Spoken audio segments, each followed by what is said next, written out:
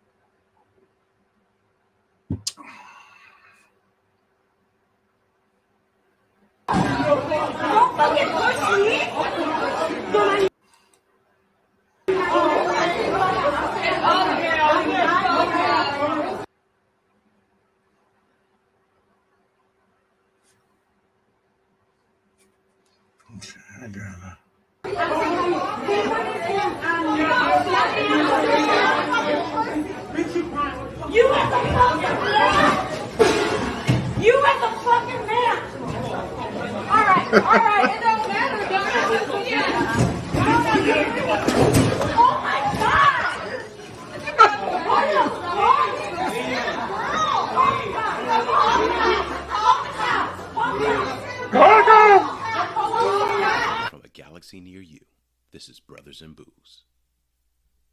And here are your hosts, Greg Washington and Doug Ziegler. That was over some crunch wraps. People are just fucking weird. Welcome to Brothers in Booze, where we don't argue over crunch wraps because Doug and I can't have that shit. But we're not going to argue over this blackberry lime seltzer from Venture Brewing. Ooh. It is crisp, berry. The lime comes through. It's refreshing. It actually has some flavor. It's really nice, Doug. Nice. And from our friends at Venture. So that's always nice, right? Over some damn crunch wraps. Yep. Yes, it is always nice. Venture is nice. And I don't know if you could get the can art here, but it's typical Venture. Yeah, they always do nice can art. Not too complex, but simple enough. If that makes sense. What's going on over there, Doug? All right, so I'm going to start with a fruity one as well. But mine is from Dewclaw. This is called Give a Shit. Well, just give a poop. This Greg get the jump off. So this is a fruited sour ale with blueberry, blackcurrant, vanilla bean, and lactose. And what they did with this is a beer that they worked with a collaboration with the Colon Cancer Foundation and Squatty Potty, which if you don't know Squatty Potty, we're a Squatty Potty house. So this is basically to raise awareness to, get colon screened, which is important, especially at our age. So interesting, on the back of this can, it said colorectal cancer incidence is higher among Black and American Indian, Alaskan Native populations compared to white populations. So that's something I didn't know. So good cause. Got it all poured out already. Look at that color. I'll wait till Greg returns so he can actually see it. Since I'm here. I can see it. Can you hear me? Yeah. Super fruity on the nose. nose. I was just gonna say, here's my prep work.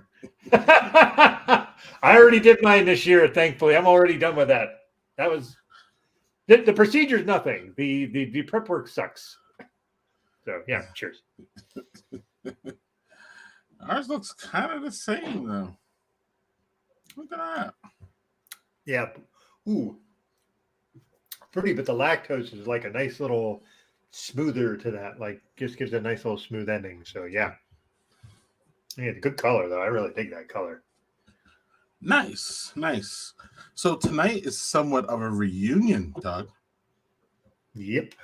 We are going to entertain a friend that we met at Dad 2.0 a few times, hung out with a bunch. His name is Scott Behson. Did I say that? No, Behson. Behson. Yep. I got it right the first time talking to him, and then I get out here, and it's just like I show my whole act. Well, okay. Scott is what's the word I want to use, Doug? I usually have good words, but not today. A very smart human. Well, there we go. Very astute, of course.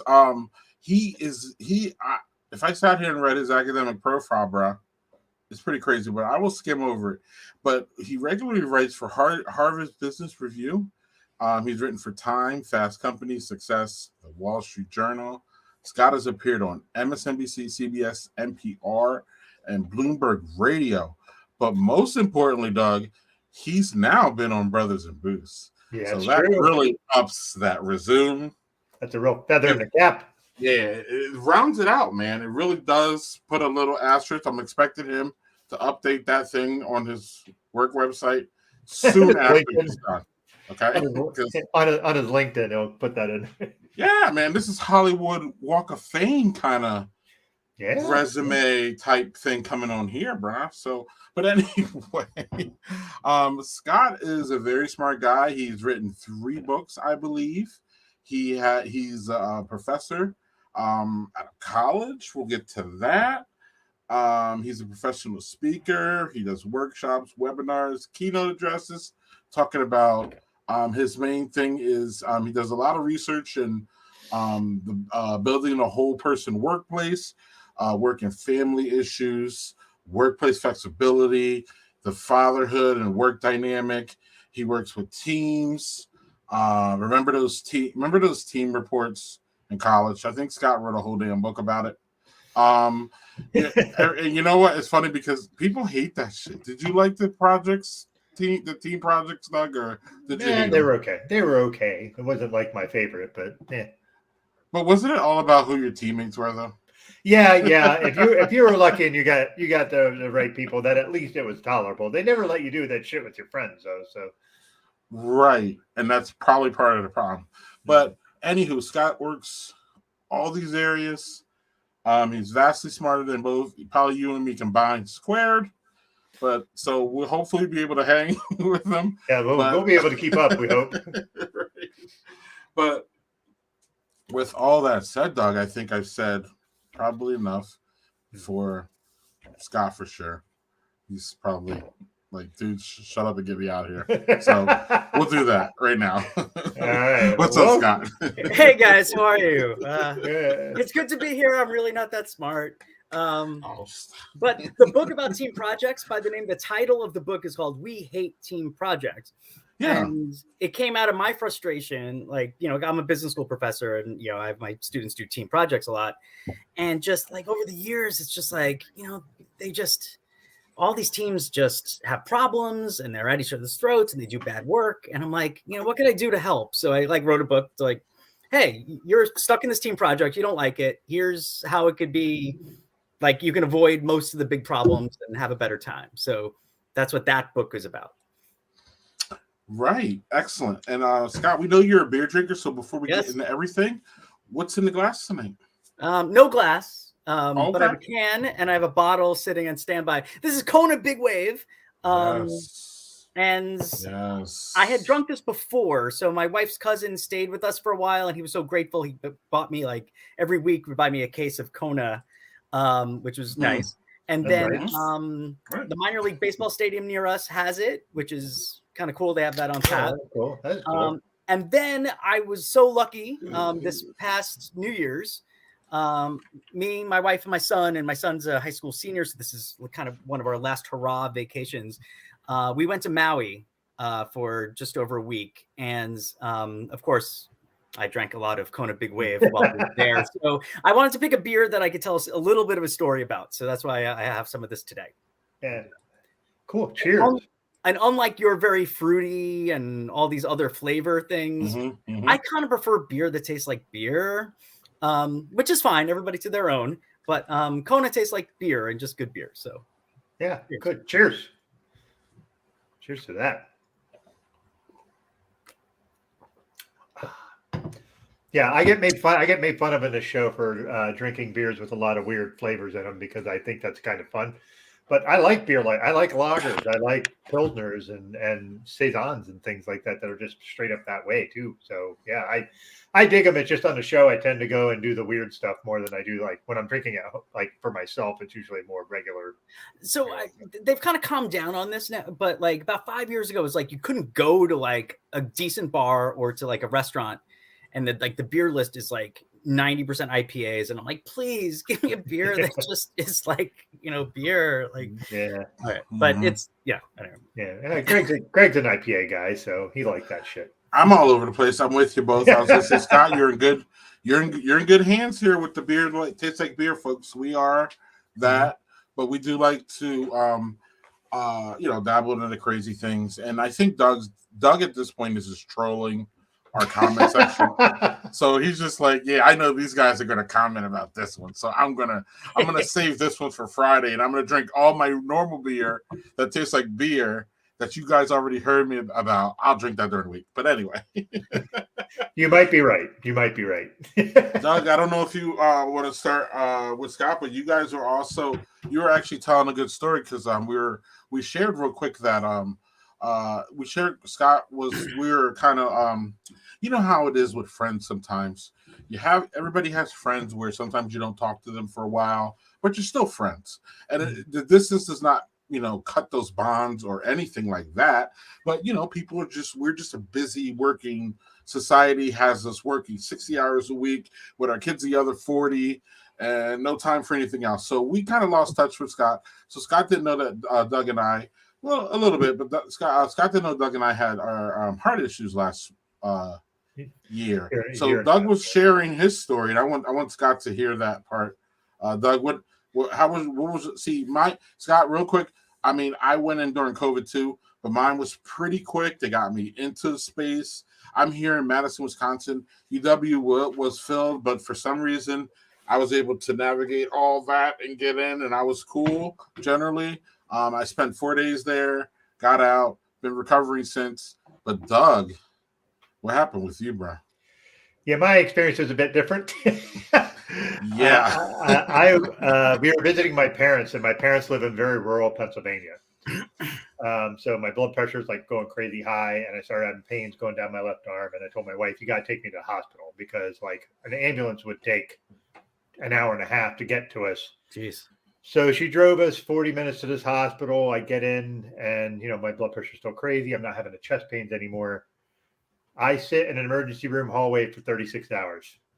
In a hallway in a bed because it's filled with folks with COVID. The cardiology lab was full, and most of it was COVID folks. So basically, I was getting fed nitroglycerin to keep everything kind of at bay for a while, and finally got in. And for me, mine was not a small thing. Mine was 3 of my arteries were 80% blocked. It was a bit harrowing. And then they actually were debating whether to do open heart surgery or put stents in because it was so extensive. And they said because I was young and I wasn't diabetic and I didn't smoke, they were going to try to do stents. So I had 5 stents put in. When they first were going in, and this is just, I'll do this quick, but this always kind of cracks me up is, first of all, they just give you a little sort of Valium essentially, right? And they put this thing in your arm, you stick your arm out, and they run a camera up through that into your heart while you're awake. It is like I'm very calm because they gave me drugs to calm me. And they're in there for like, they're talking, and it's almost like that stupid shit you see in like Grey's Anatomy where everybody's kind of blabbing, blah, blah, blah, blah, blah, blah. All of a sudden the whole room gets really quiet. And I'm like, that's not good. And then they don't say anything for like 3 minutes. And then they pull the thing out and they go, yeah, we're going to have to talk to the doctors. And I was like, why? It's really extensive. And I was like, great. So, they go in and that's when they decide to put stents in me. And I've been doing great since, but yeah, that was not a great experience. And listen, I would have had that experience not with the COVID stuff, I would have been doing the same thing. I would have to do the same thing regardless. Right. You just wouldn't have been like 36 hours in the Yeah. And the but thing is, my God, I'm so sorry this happened to both of you, and I'm glad you're here and seem to be doing okay. So that's awesome. So, one of the stressors in my life recently has been my in-laws are not doing great health-wise. And we've had to navigate a lot of hospital stuff and other things. And my mother-in-law, like, she got to get rushed to this hospital, and the ER is so packed. This was like right a little before Christmas time, and you know how, like, I guess there was all that RSV or whatever that was going around. That, and so I mean, she's like an 80-year-old woman and has Parkinson's and is not doing great, and she had to get rushed to the hospital for various other things, and it's literally like a war zone in the ER. No one has they're all on just like bed, like the roller beds in the hallways of the hospital in the ER. And she couldn't get up to like an actual room. And, once they got her like halfway stabilized, we're like, F this, we're taking her out of here. Because we already had a bad experience with my father-in-law, who was stuck in the hospital for 11 days before they can actually stabilize him. And he just kind of lost his mind, which happens. That's what they call that, hospital delirium. And, for older folks, if they're stuck in the hospital, they get very addled and confused and paranoid and other things. And we're just like, so like, if you can at all keep older people out of the hospital, like the older people in our lives, keep them out of the hospital. That would be my one thing. So yeah, we're off to like this rollicking, happy start. So I'm sorry to talk about all these, these types of things, but like, I'm so happy to see you guys. So we can get messy if you want. It's cool. But we'll get messy later. Yeah. Yeah. See, I told you, Doug. We've talked about it a few times, but I think sometimes Doug and I both feel like we say it once on the stream and everybody's heard it, right? But not right, but not all the time. But and JSG watches the stream pretty religiously, so it's interesting that he did not hear that. It was a few shows, JHD, but ain't no worries. Although I'm not sure that I told the bit about the exploratory stent stuff where they stopped. I don't think I ever told that bit because talk about having more anxiety when you're just like, all right, because they were like, when you go in, they're like, we're going to put the thing in, and if there's anything in there, we'll put stents in, and you'll be set. Like it's a very, very, very routine thing for them to do. This is not like a complicated thing. And just the fact that they were just like, yeah, no, we're going to have to go talk to the cardiologist because this is way more than we thought. And I was like, so I go back and, my wife is there just like, and when they told her that, I don't know how she didn't just burst into tears there because it's weird. It almost was harder on her than it was on me because she couldn't be there with me all the time because it was COVID. Yeah. And so they would make her go, and she had to go and stay with my parents and just wander like through the day. Like I was in there for 5 days. Like it was a long time. So yeah. All right. Hey, it's about the cheery way to go. Yeah. So let's move on. Scott, we talked about the late part of your journey in life. Yes. And all the things that you have accomplished going to this point. I'm more interested, and Doug always knows this. I really like to always start at the beginning, or maybe not the very beginning, but like you're coming up. My mother and father loved each other very much, and there we go. And but how do you get to where you are today? Meaning, how do you get to be a professor with 3 books? Is this something that you foresaw coming? Or is this something, I have 2 teenage boys, 17 and 19, and I just don't feel they have any kind of vision at all. In fact, I don't think they have anything at all. I mean literally anything. Now, of course, they probably have more in their head than as a parent. They're either willing to tell me or they can't tell me, or, you know what I mean? All that. There's a whole lot of things going on. So I don't press them on this. But I also feel that was a lot like me, where I was completely clueless when I was coming up before I even went to college. How did that look for you? And where did you ultimately find your vision that you wanted to help people in the way that you are? Yeah. So I was in college and I loved college. I just so had such a great college experience. and I was like a business communications major, like nothing, kind of like what you pick when you don't know what you want to do, and which I teach at a business school, and that's what my students do. And I tell them it's okay, you have time to figure out what you want to do, and life goes in all directions. But Yep. I took these 2 classes, organizational behavior and human resource management, with these 2 awesome professors, and I wound up becoming kind of friendly with them. And I talked to them. I worked with them on like some student group and other things. And I was just like, I want to be them. Like, so that kind of put me on that path a little bit. And also I loved college, and like college schedule really worked for me pretty well. Like, not having to get up so early and, things like that. So I found a way to stay in college, basically is, so I wound up going to the doctoral program that actually one of my mentors had gone to. And I got my degree. I got lucky. I got a tenure track offer right when I graduated with my doctorate, and I've been there ever since, at Fairleigh Dickinson University in New Jersey.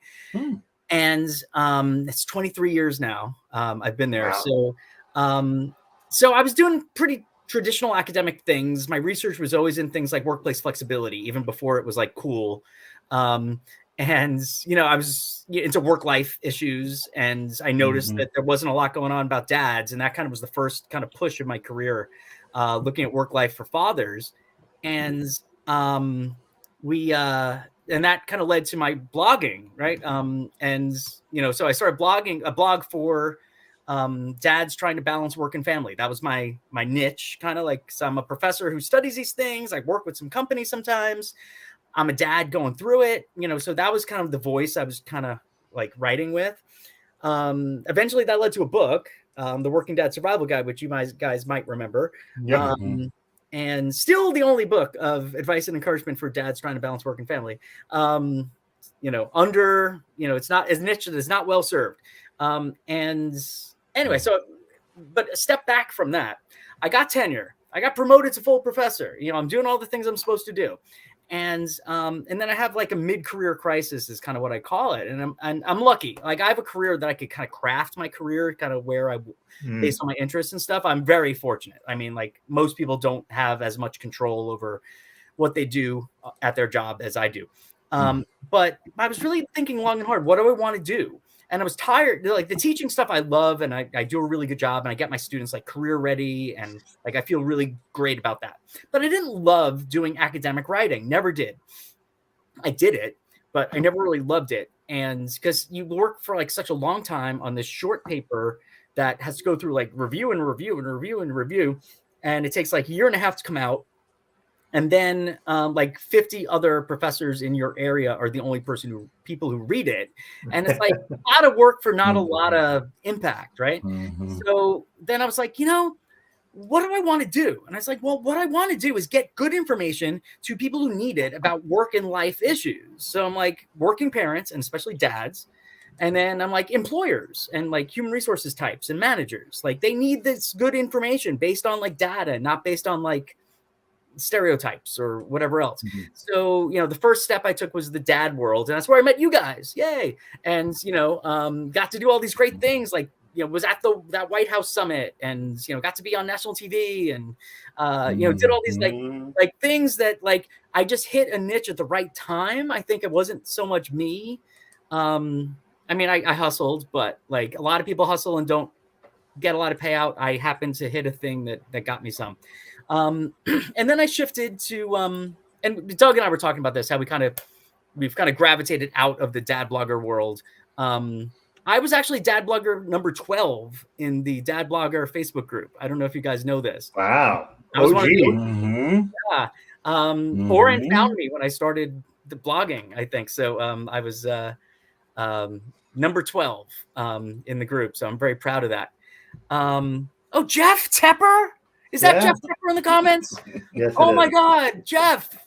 It's so good to see your name. Oh my God, like another one of my people that I really loved from those days. So, wow, Jeff. All right. I'm verklempt.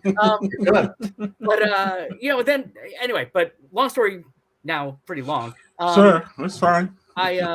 So I've done a lot of work with companies and with human resources places and things like that. And especially now in kind of how the workplace has changed over the last couple of years, where more and more companies are doing hybrid and remote work, allowing for far more flexibility than they ever would have before. So I wound up writing this book, and it's funny. The introduction to the Whole Person Workplace, which came out in 2021, was I literally started writing the book in February 2020. I had all my interviews with like business leaders and the heads of HR and CEOs for March, April, and May of 2020. Timing, baby. Up. And I kept those interviews. So I wound up talking to all these business leaders right when they're trying to figure out, like, how do I keep this together and how do I take care of my people? Mm-hmm. And so it led to this. I'm so proud of the book because I think a lot of why I really love this book is that I was able to, thank you.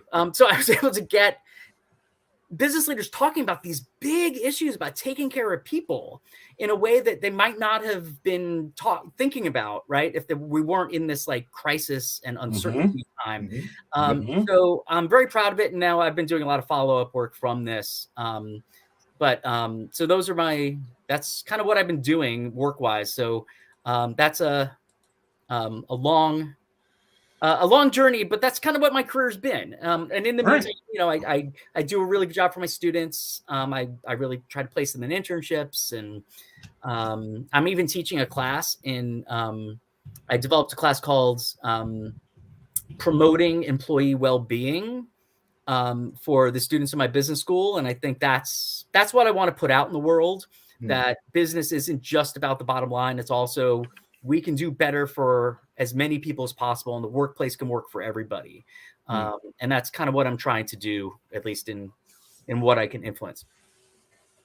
Cool, Scott. And I don't know if you wanted to see Jeff's comment right there. Wow. Yeah. So Jeff was, I think, back in the early days of like WordPress, there's a thing where you can like just very easily find other people who happen to write about what you happen to be writing about or something. And so that's how Jeff and I found each other back in the early days of that. And, and then we became friendly. I think we wrote for each other's blogs to start. And then when I got invited into the group, I'm like, hey, let me bring my friend Jeff. And I know Jeff has become, he was a key member of the DAB blogger community for such a long time. So, yeah. It's what I tell my kids about networking and meeting the right people and how really, really important that shit is. Networking. Can I give one thing on networking? I met my wife on a blind date. So everything good in my life has happened through networking. Period. End of story. I didn't earn meeting her. Somebody like put us together because I knew that. Right. Look at that. I know. I can't tell them. I can't say enough about it, and I can't tell them enough about it. So Doug, hopefully you can't tell us enough about what you're about to do. Yeah. So I went today down to my favorite local brewery, the North, and I picked up this Black Velvet Cerebus. Oh, I thought you said Black Velvet Syrup. I was like, what? No, Cerebus, three-headed dog. That guy. This is he promoted as a smooth stout, 8%.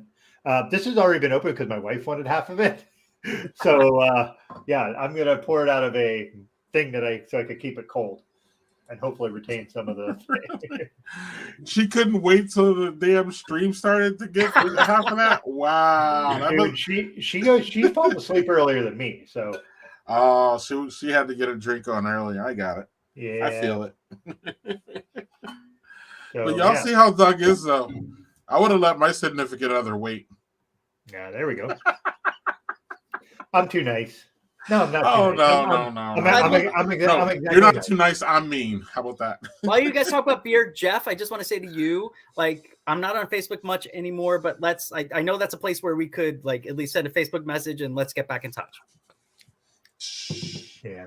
Look at that, Doug. Look at that. Bringing people together again. What about that? Always. What about that?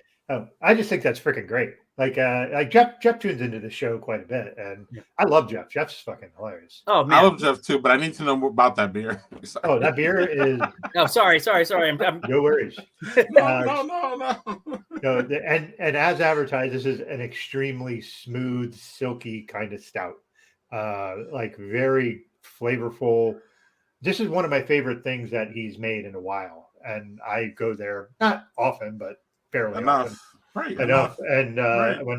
So he had like a bunch of different stuff on tap. I'm gonna have another thing that I got from them later, but this it doesn't drink like 8%. It drinks more like a 4.5%, 5% stout. Not like a dry stout, not that, but like in that light sort of drinking, kind of like why am I pulling a blank on this? Light drinking Guinness is one that looks really dark, but it drinks nice. So it has a little sweetness to it that like cuts the alcohol. Yeah. All right. A little bit, but it's not as creamy as Guinness. Like it's not that sort of like I said, it's not like an Irish stout. It's a little more not full body, but not as creamy. So yeah, but it's really, really good. I didn't say that ladies can't go first. She just has to wait. Anyway, anywho, Doug, I asked a long-winded question. Scott gave us a long-winded answer. So it's your turn, buddy. What you got for Scott? It's my turn. I actually was wondering if Scott would be willing to talk about what his wife does, because she does, freaking fascinating, just absolutely fascinating. And Greg, if you don't know what his wife does, man, you're gonna be in for a treat. Yeah, so my wife is a theater actor and director, and it's led to a really interesting life. So the year we were engaged, so back before like we had married and had kids, she was on national tour with Seussical the musical. And what I did, I talked about how I have a little more control over my job.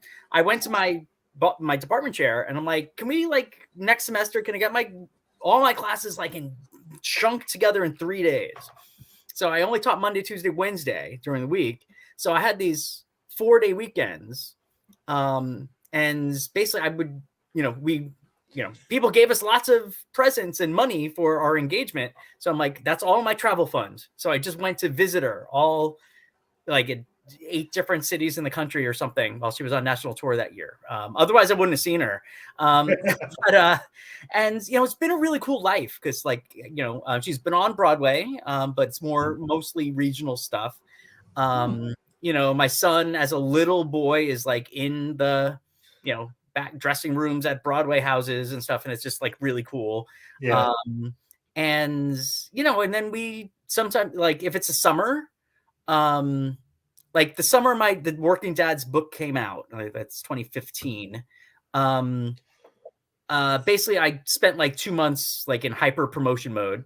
And then she had a gig, actually upstate New York in Auburn. Yeah, that's not all that far from me. Yeah, there's a really nice theater in the park there in Auburn. Merry-Go-Round. It used to be called Merry-Go-Rounds. I forgot they changed the name of it a couple years ago.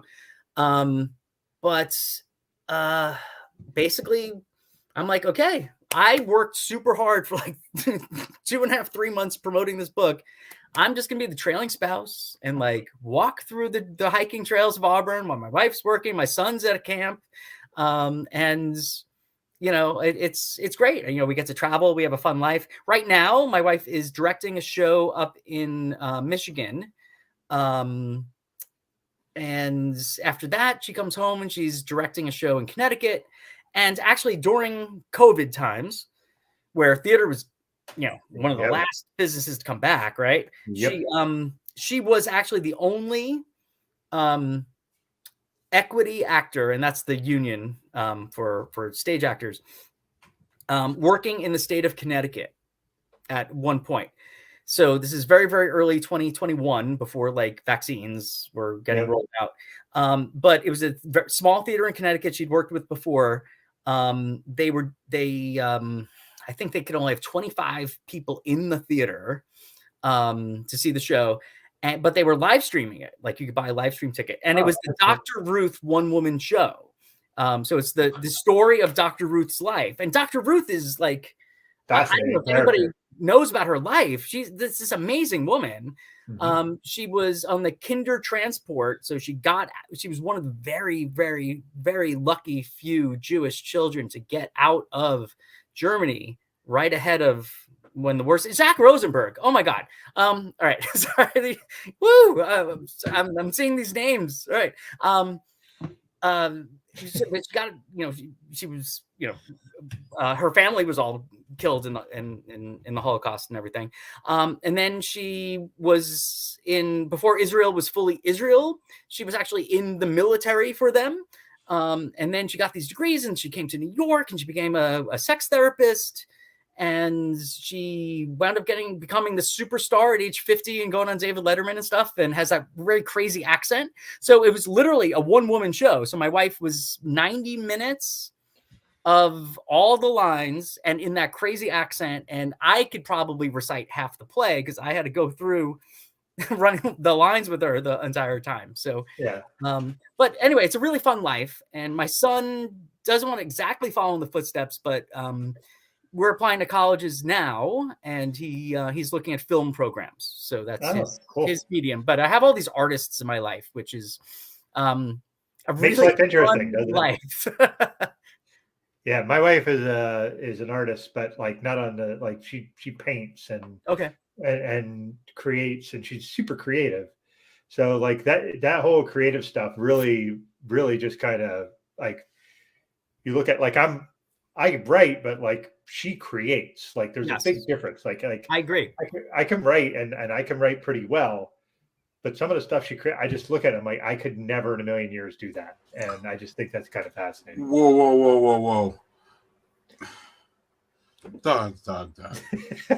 What are you gonna do now? We always get into this. Like Doug always like, okay, aside the fact that he's talking about his wife, okay, which Doug has, I mean, his wife has a sweet spot in his heart for her. Obviously, that's how it should be. Don't get me wrong. But like Doug, and I understand that as far as Joe goes, but Doug always kind of diminishes his creativity. And I'm over here telling y'all as writers, that takes a lot of creativity, especially to write something to keep me, this crazy guy, occupied and into your stories or into what you're writing. And I'm telling y'all both really good writers as far as this goes. Now, I know what you're saying. It's a different kind of creativity, but I'm not going to let y'all diminish y'all creativity in front of me. To be fair, Scott was not. Oh, okay. Well, I'm not going to let you do it again then, Doug. How about that? I'm not really that self-deprecating, if you know me. So it's like I am almost to a fault. But Scott, I understand both your points, meaning that it seems like creativity is on the front burner for y'all's ladies as far as what they do. Like it's something that's out there that is, ever evolving, something that they have to do on a daily basis, and y'all admire that. So I'm here to admire. I'm here to admire that y'all admire that and acknowledge that that's good shit as a husband. But I'm just saying that y'all do creativity shit too. And from me looking at y'all, I've never really been a blogger. So I just really respect all of what y'all dad bloggers have done and continue to do, as far, whether it be going on to write books like Scott, going on to write in competitive things like Doug does, just to keep his juices going and to keep his, keep him unfriendly and out of his box, Scott. Because I know that's something that you like to talk about, right? Is I'm not sure if it's, a centerpiece of your thing, but keeping outside of the box and keeping yourself fresh is something that I'm sure is in your wheelhouse, right? Yeah. So like, my work, the working dad stuff, right? That's all about, you got to carve your own path, man. Because like the world pushes dads and moms and families in particular directions, right? And careers in particular directions. And if you don't like chart your own course, you're going to end up somewhere you didn't intend to be. And, I feel that way about my career very much. And, artists really do that, Zach is saying all these beautiful things in the chat now for me. And I feel the same way about Zach. So please, like, if the best thing that came out of Greg reaching out here is I got to talk to you guys, you two, but now, Jeff and Zach, especially, I'd love to reconnect. Yeah. And be careful what you wish for with Zach. Just a forewarning. I understand he hasn't changed his robe in a very long long time. He does change his slippers, though, right, Doug? He does change those slippers. Yes. Right. What? Wait, once you pump Doug up, can we ask him if he stole one of his son's kids? It's a little tight, yes. But this is also from Replay Brewing that I had one of their beers the other week from North Carolina. This is a brewery shirt, Zachariah. That was me. I don't know why it was showing up that I. If I was thinking, I have a brewery shirt. So I was in Austin this past year. I was visiting my nephew and me and my college friends turned 50 this year. So we planned a trip together and we all met in Austin and we did a brewery tour. So this van came and brought us to 3 different breweries and it was really fun. St. Elmo's, Independence Brewery, and I'm blanking on the other one, but that's because you had a good time. Yeah, I should really be wearing my wearing that, but yeah, that was my best beer experience of 2022. All right. So Scott, one of the things that fascinated me most about you back in the blogger days was, and we did a couple things about it, but I want to bring it back because I believe it's important. Tell everybody about Beer Fire. Oh yeah, Beer Fire. Yeah. So first off, I've opened my second beer. Yeah, how about that? I've got to keep up with you guys. So it's a Pilsner Urquell, and I do have a little story. Yes. And again, I'm not sponsored by Pilsner Urquell or Kona Brewery, like maybe you guys are. I don't know, but okay. We wish. Yeah. All right. Well, I don't know if they send you beer for this or whatever, but no, we would welcome it. We would absolutely welcome that. So locally, I'm the member of a tennis club, and at the club there's an honor bar that has four things on tap. And you just feed the box and then you pour yourself a beer. And the 2 that I drink are either Peroni or Pilsner Urquell after a tennis match. So usually I play with a friend after an hour and a half or whatever of a match. Peroni or Pilsner Urquell is the taste of tennis and it's the taste of friendship. So that's why that's why I'm drinking it now. And so relating it to Beer Fire, and that's like kind of the social nature around beer. And so back in the Dad Blogger days, one of the first things I wrote about, my neighbor and still a really good friend, he had a really nice backyard with a fire pit kind of thing. And he had read like this article, I think it was in the Boston Globe and kind of went viral about like the loneliness of middle-aged men who don't tend to nurture relationships as well as women do in a lot of cases and don't have a ton of friends. Like we have our college friends, but we haven't seen them in a while. Or like, I love you guys. I haven't seen you guys in years, right? Right. Guys do that with their friends instead of like being with them. So anyway, he took it upon himself to invite just like any dad he could think of from like our neighborhood. And we live in like this little town with that kind of is conducive to this. Like we, it's not like a spread out suburb kind of thing. And he was just like every Wednesday night at like 8:00, come bring a couple beers, sit by the fire and we'll talk. And it became like a real thing in my town. We got up to like 12 or 15 people sometimes there's only four or five. But it was always every Wednesday, 8:00. Didn't have to like say you were coming or not, or no pressure or whatever. And it was just great because this is when all our kids were little. And especially it's like, you need like an hour, right? Or 2 hours just away from the family, right? So that was super helpful. And then secondly, it's like, of course we're going to talk about our kids' stuff and like, and we could, without it being too touchy-feely, because a lot of guys don't like that either. Like we could support each other, and like, and give each other encouragement or even give each other help about stuff, like, oh, what was that summer camp like? Or what was that, or were these, how's that dance studio or whatever, right? It might be. So, so Beer Fire was really great in my life to like feel really much more connected in my neighborhood. And it actually, the final chapter in the Working Dad Survival Guide book is kind of based on the concept of Beer Fire. Like it doesn't have to be Beer Fire, but it should be something that's like a regular way to stay in touch with other guys in similar situations, because we tend not to do it. And yeah, so that's yeah, Zach, I understand. My tennis club is about the whitest thing in the world. I agree. I would like to join the tennis club, though. Yeah, but that's just keeping me healthy, man. That's keeping me from getting stents in my heart. No shade, but yeah. Well, we can take it. Yeah, we got it. Yeah. I didn't. No, I totally didn't mean that aggressively. But what Jeff here says, in my opinion, if I were you, I would think that would be cool, because a little bit of your word has gotten out, and that's change one person, change the world. You know how this goes. Yep.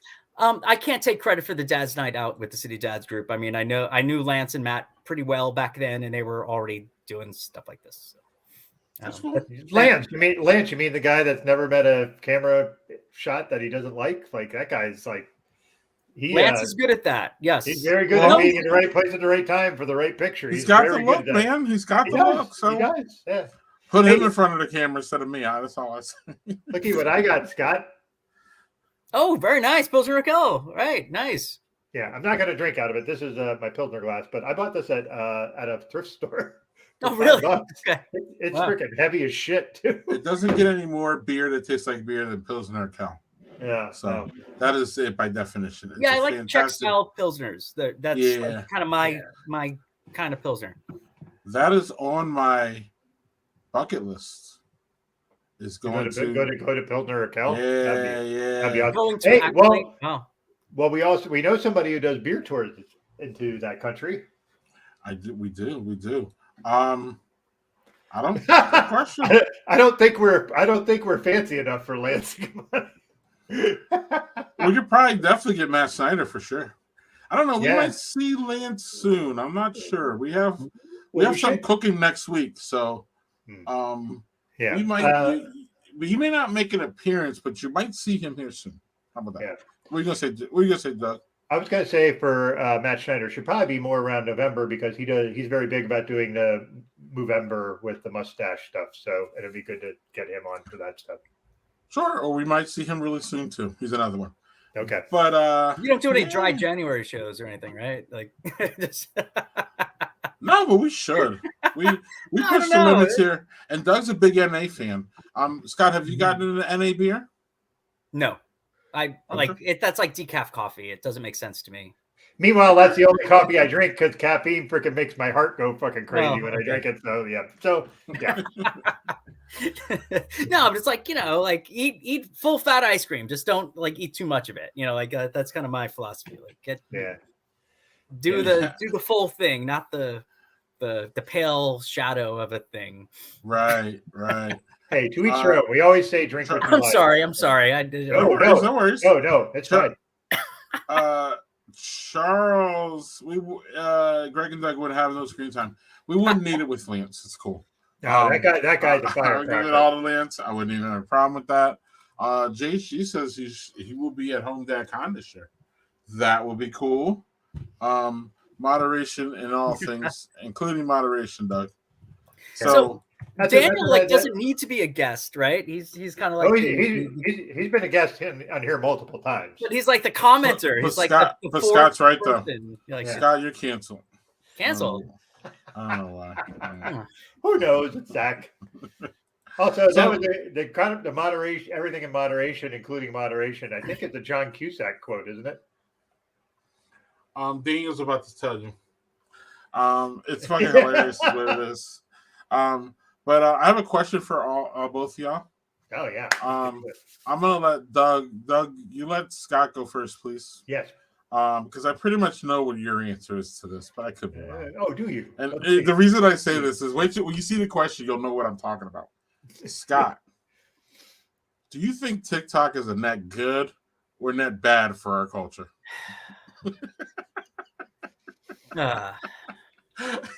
I don't use it. I've never used it. I think probably a net negative, but I hate saying it because like I work with young people. I work with like 18 to 22-year-olds all the time. And this is like what they're into. And I don't want to be the old guy who's like, get off my lawn and things were better in the old days. And I'm like such a supporter of young people. Yes. So I don't want to like rain on their parade here, but like no, again, my son wants to be a filmmaker, so like he's trying to do things that require like an attention span, and so like I got to say negative. And frankly, I think that again, okay, this might get me canceled or tinfoil hat or whatever, but I honestly think that like the Chinese government is collecting like amazing amounts of data on Americans through TikTok. So like, okay. I agree with all we will let Doug go next. I'm going to do a bit of a surprise in here, Greg. It's not that I think it's I think it's actually kind of neutral, because there is a lot of negative out of it, for sure. Attention spans, all that stuff. But I'm going to tell you there's a lot of good comes out of it too, because you get a lot of news, TikTok's kind of replaced Twitter on that bit. Like Twitter, usually you would get a lot. I'm serious, Greg. The amount of stuff I found out on TikTok this year versus what I found on Twitter isn't even close. Like the stuff things like I didn't even know, like that whole thing with East Palestine, like with the train derailment. I heard about that in minutes from TikTok and not from Twitter. I was doing both, and I heard about it on TikTok first. And this is the thing. People can make quick videos. There's a million ways and a million iterations you could do with it. And that's how that can be good. It's really good in impoverished countries where they don't have a lot of access. They can get stuff out that's happening that's bad. Like, so people are aware. I think I get the negatives. I do. And yeah, the Chinese probably are harvesting data on us. Guess who else is? The United States, the country we're living in, is doing the exact same fucking thing. And you know what's going to happen? I was listening to a podcast where somebody who's kind of knowledgeable about all these sort of things said that if it comes to a point where they try to ban TikTok, which they're trying to do that in various governments bills, TikTok, the Chinese government will sell that bit off because they can't lose the audience of the United States because it's huge. So they would probably sell that piece of that business off somehow and make money off of it. So TikTok's not going to go away because it's banned. It'll just get sold off to some American company.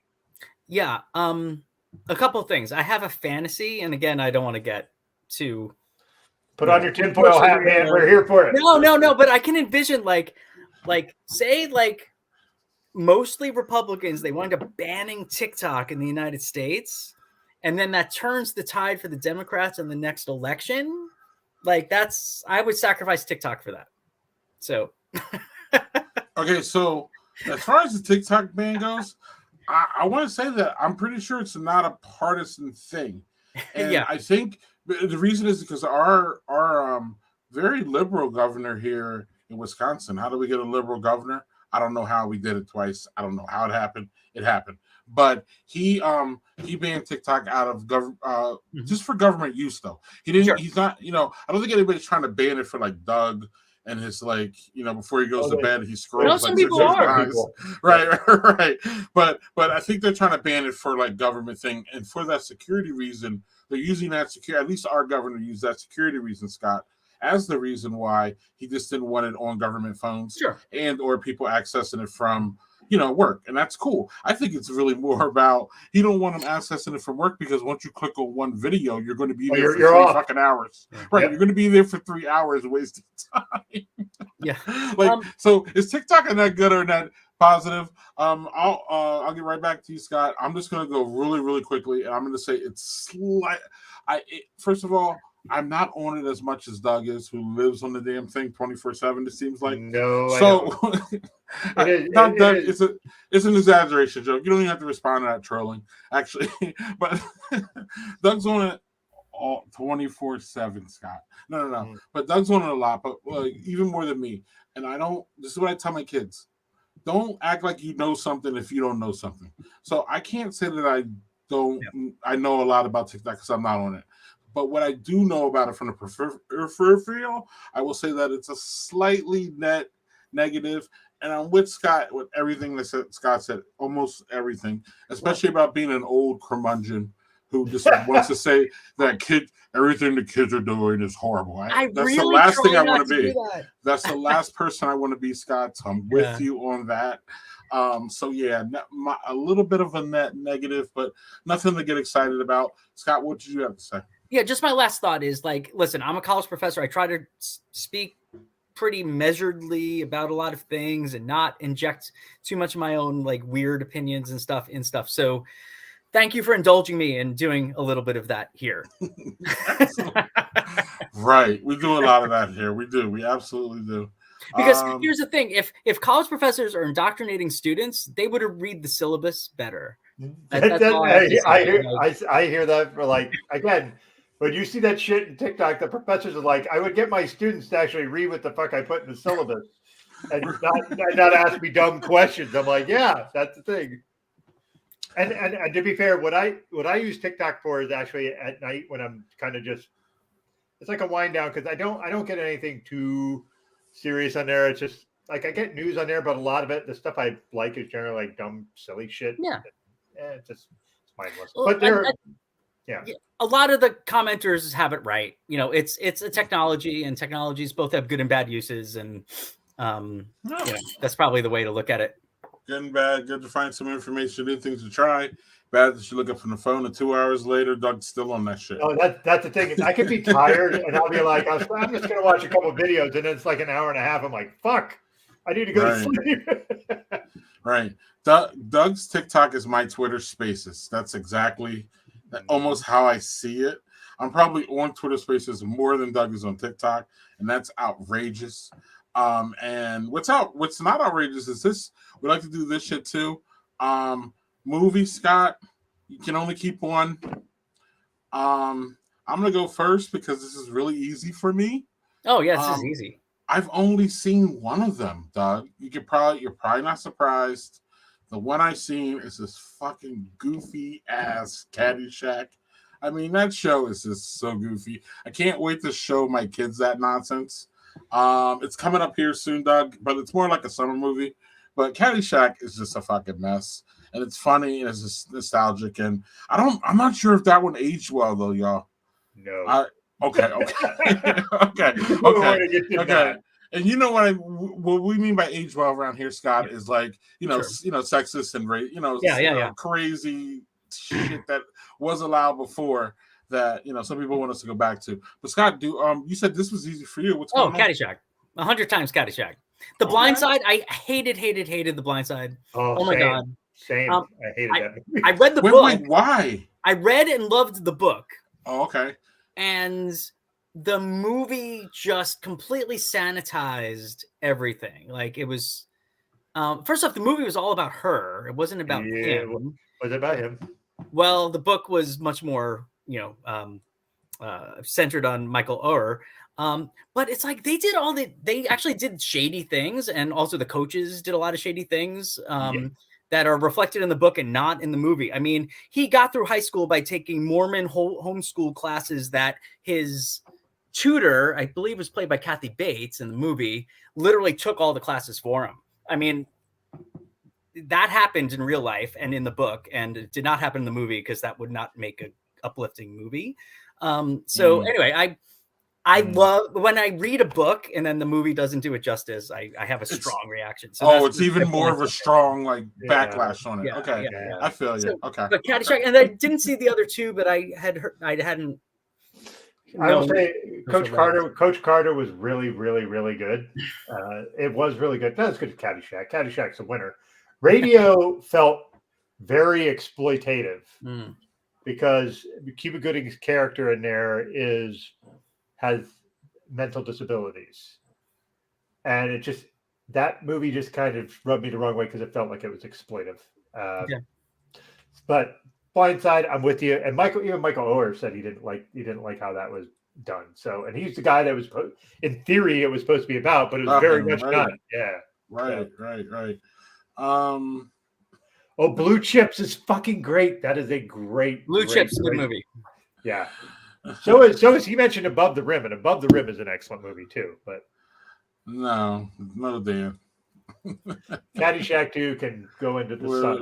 We don't need to talk about that. Yeah, Above the Rim. That's a good one. Yeah.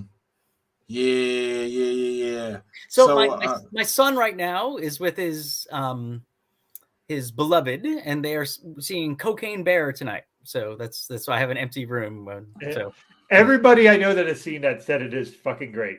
Like everyone is like, it's a silly, goofy romp. It's gory, but it's funny.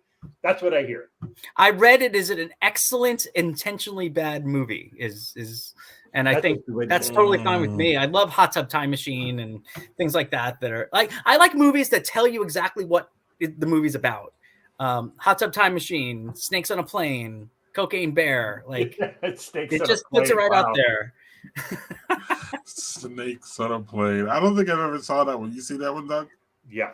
And it is as advertised. Yeah. You know what you're getting into, and it's great. But does it take long for the snakes to get on the plane? Yeah. Because you know how it took half of a 3-hour movie for the Titanic to start sinking. Yeah, I don't think so. I think Snakes on a Plane is only like 90 minutes. I don't think it's a terribly long movie. It's silly and goofy, but was it fun? Well, Scott will find out later, I guess. I'll find out later. But yeah, White Man Can't Jump, Better Off Dead. Amazing movie. I love that movie. I want my $2. Well, White Man Can't Jump. You see there's a remake coming out, Doug, right? That movie should not be touched. There's certain movies that movie shouldn't be touched. Right. Just like if there's going to remake Caddyshack, no, don't do that. That movie is no. But it has everybody's favorite white man, Jack Harlow, in it. So I know that is beyond my reach because I'm an old guy, but I don't get the hype behind him. But he's got 2 good songs. Oh, you can't replace Rosie Perez. No, she's perfect. No. And she's great in that. And she's great in that movie. She's great in that movie. Right. She's perfect. She's perfect in that movie. Right. So yeah, my kids they haven't seen that one. We got to do that one too. The only bad thing about White Man Can't Jump is Wesley Snipes is comically bad at basketball. Yes. Woody Harrelson's good. Yes, he is. Wesley Snipes is not. But yes, he is. So we didn't prepare our guest for this segment, Doug, or at least I did it. Maybe you talked to him, but I don't think you did talk to him before. I got no preparation for that. Okay. Perfect. And Doug's always ready for this. So, Scott, here you go. Is your introduction?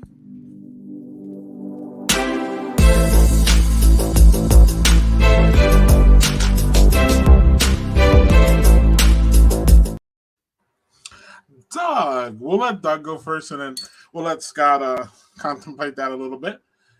Because I didn't give him any leeway. All right. So what I'm trying to pull up here is a link for it.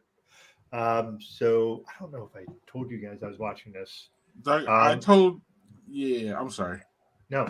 So I'm actually watching season 2 of this Hunters, which is an interesting show. It is basically a band of Nazi hunters in 1970s New York City. Ooh. It is, the first season was fan-freaking-tastic. Al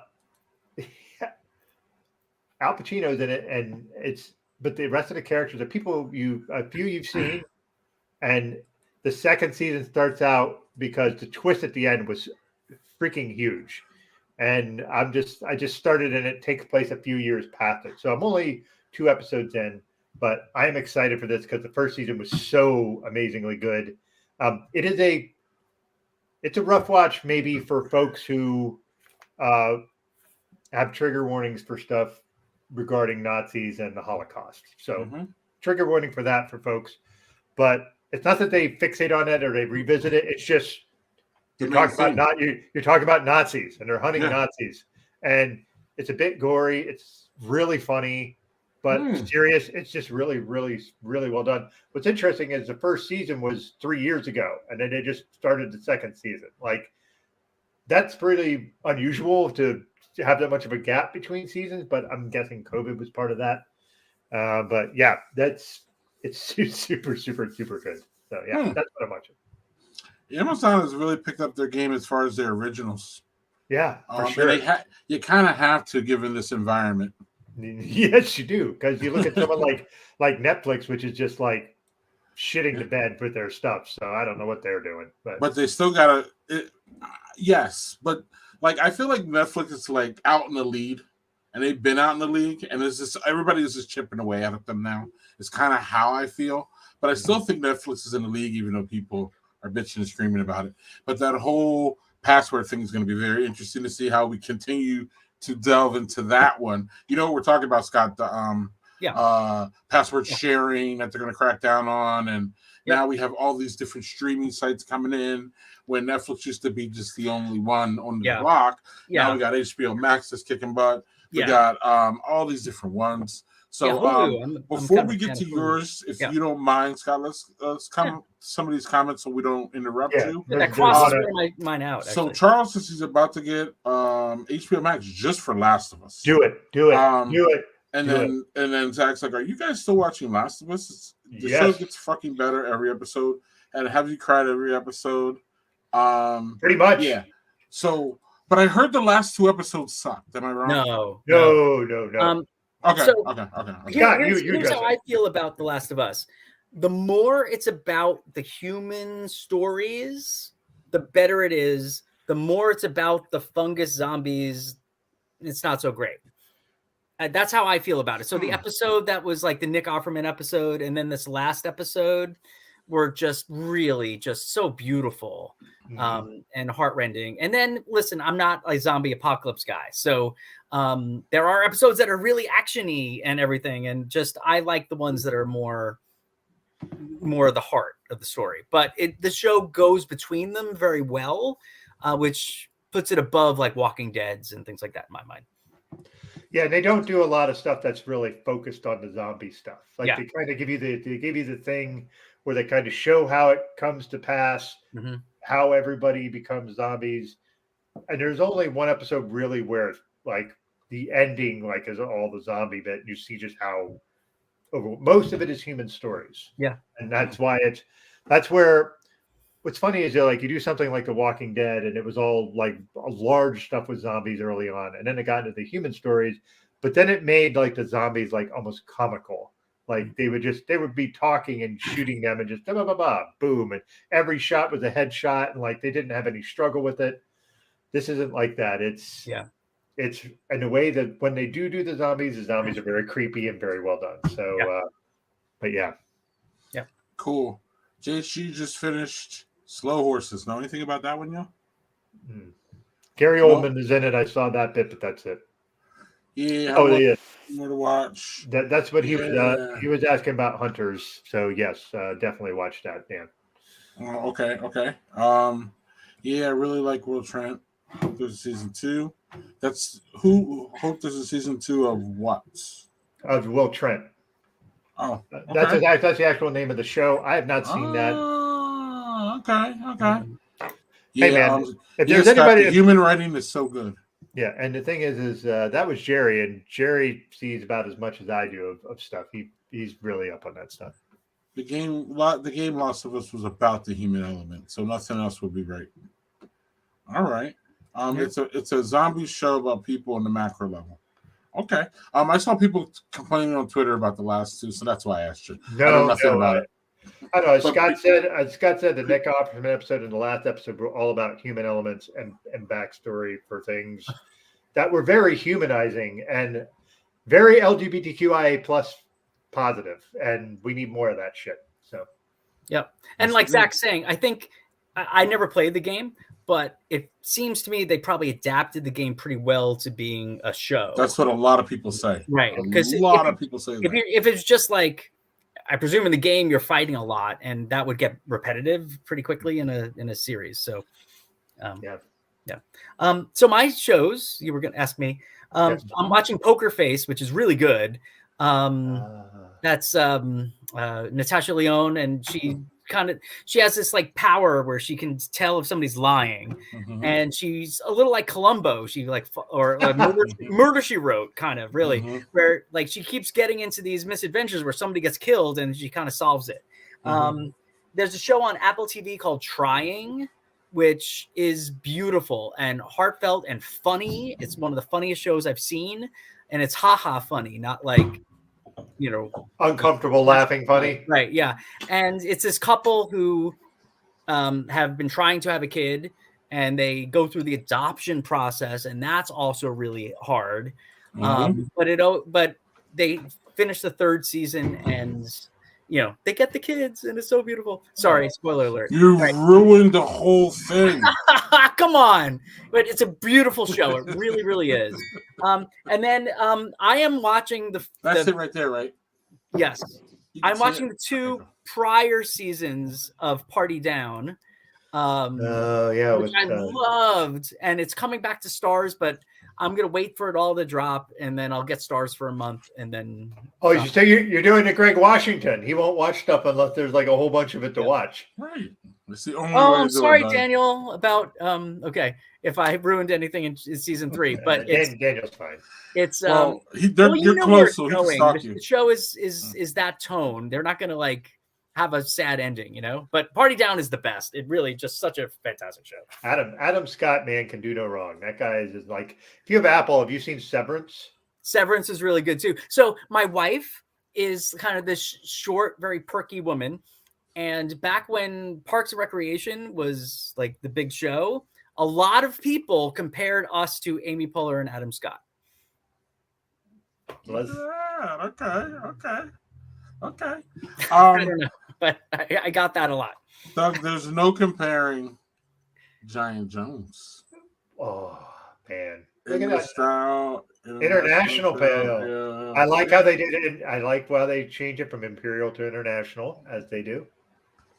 Yeah, because they're the bomb. You already know. Yep. It's drinking great. We don't have to belabor this point. Yeah. What are you gonna say, Doug? They also just came out with a rye wine instead of a wheat wine, and I am. Yeah, you want one? Yes, I Okay. will pay you cash money for that. Well, Venmo money, or I will have to get out of the whatever. house then for that. Dude, I've been that'll be hiding. worth. That'll be worth it. Oh, everything's worth that Giant Jones. But Poker Face though. So Yeah. Poker Face, Scott. I'm stuck on episode 2. So you're Okay. telling me I should keep going? Yeah. Okay, cool. Okay. I don't know. I fell asleep during episode 2. It was good, and they were building it up, but she didn't arrive on the scene yet, and I just haven't been back. I enjoyed the first episode. I enjoy Ryan Johnson. Is that his name, Doug? Yes. I forget these people's names. I Yeah. love Glass Onion. I love Janelle Monáe. I think Janelle Monáe should get some awards for that acting that she did in that movie.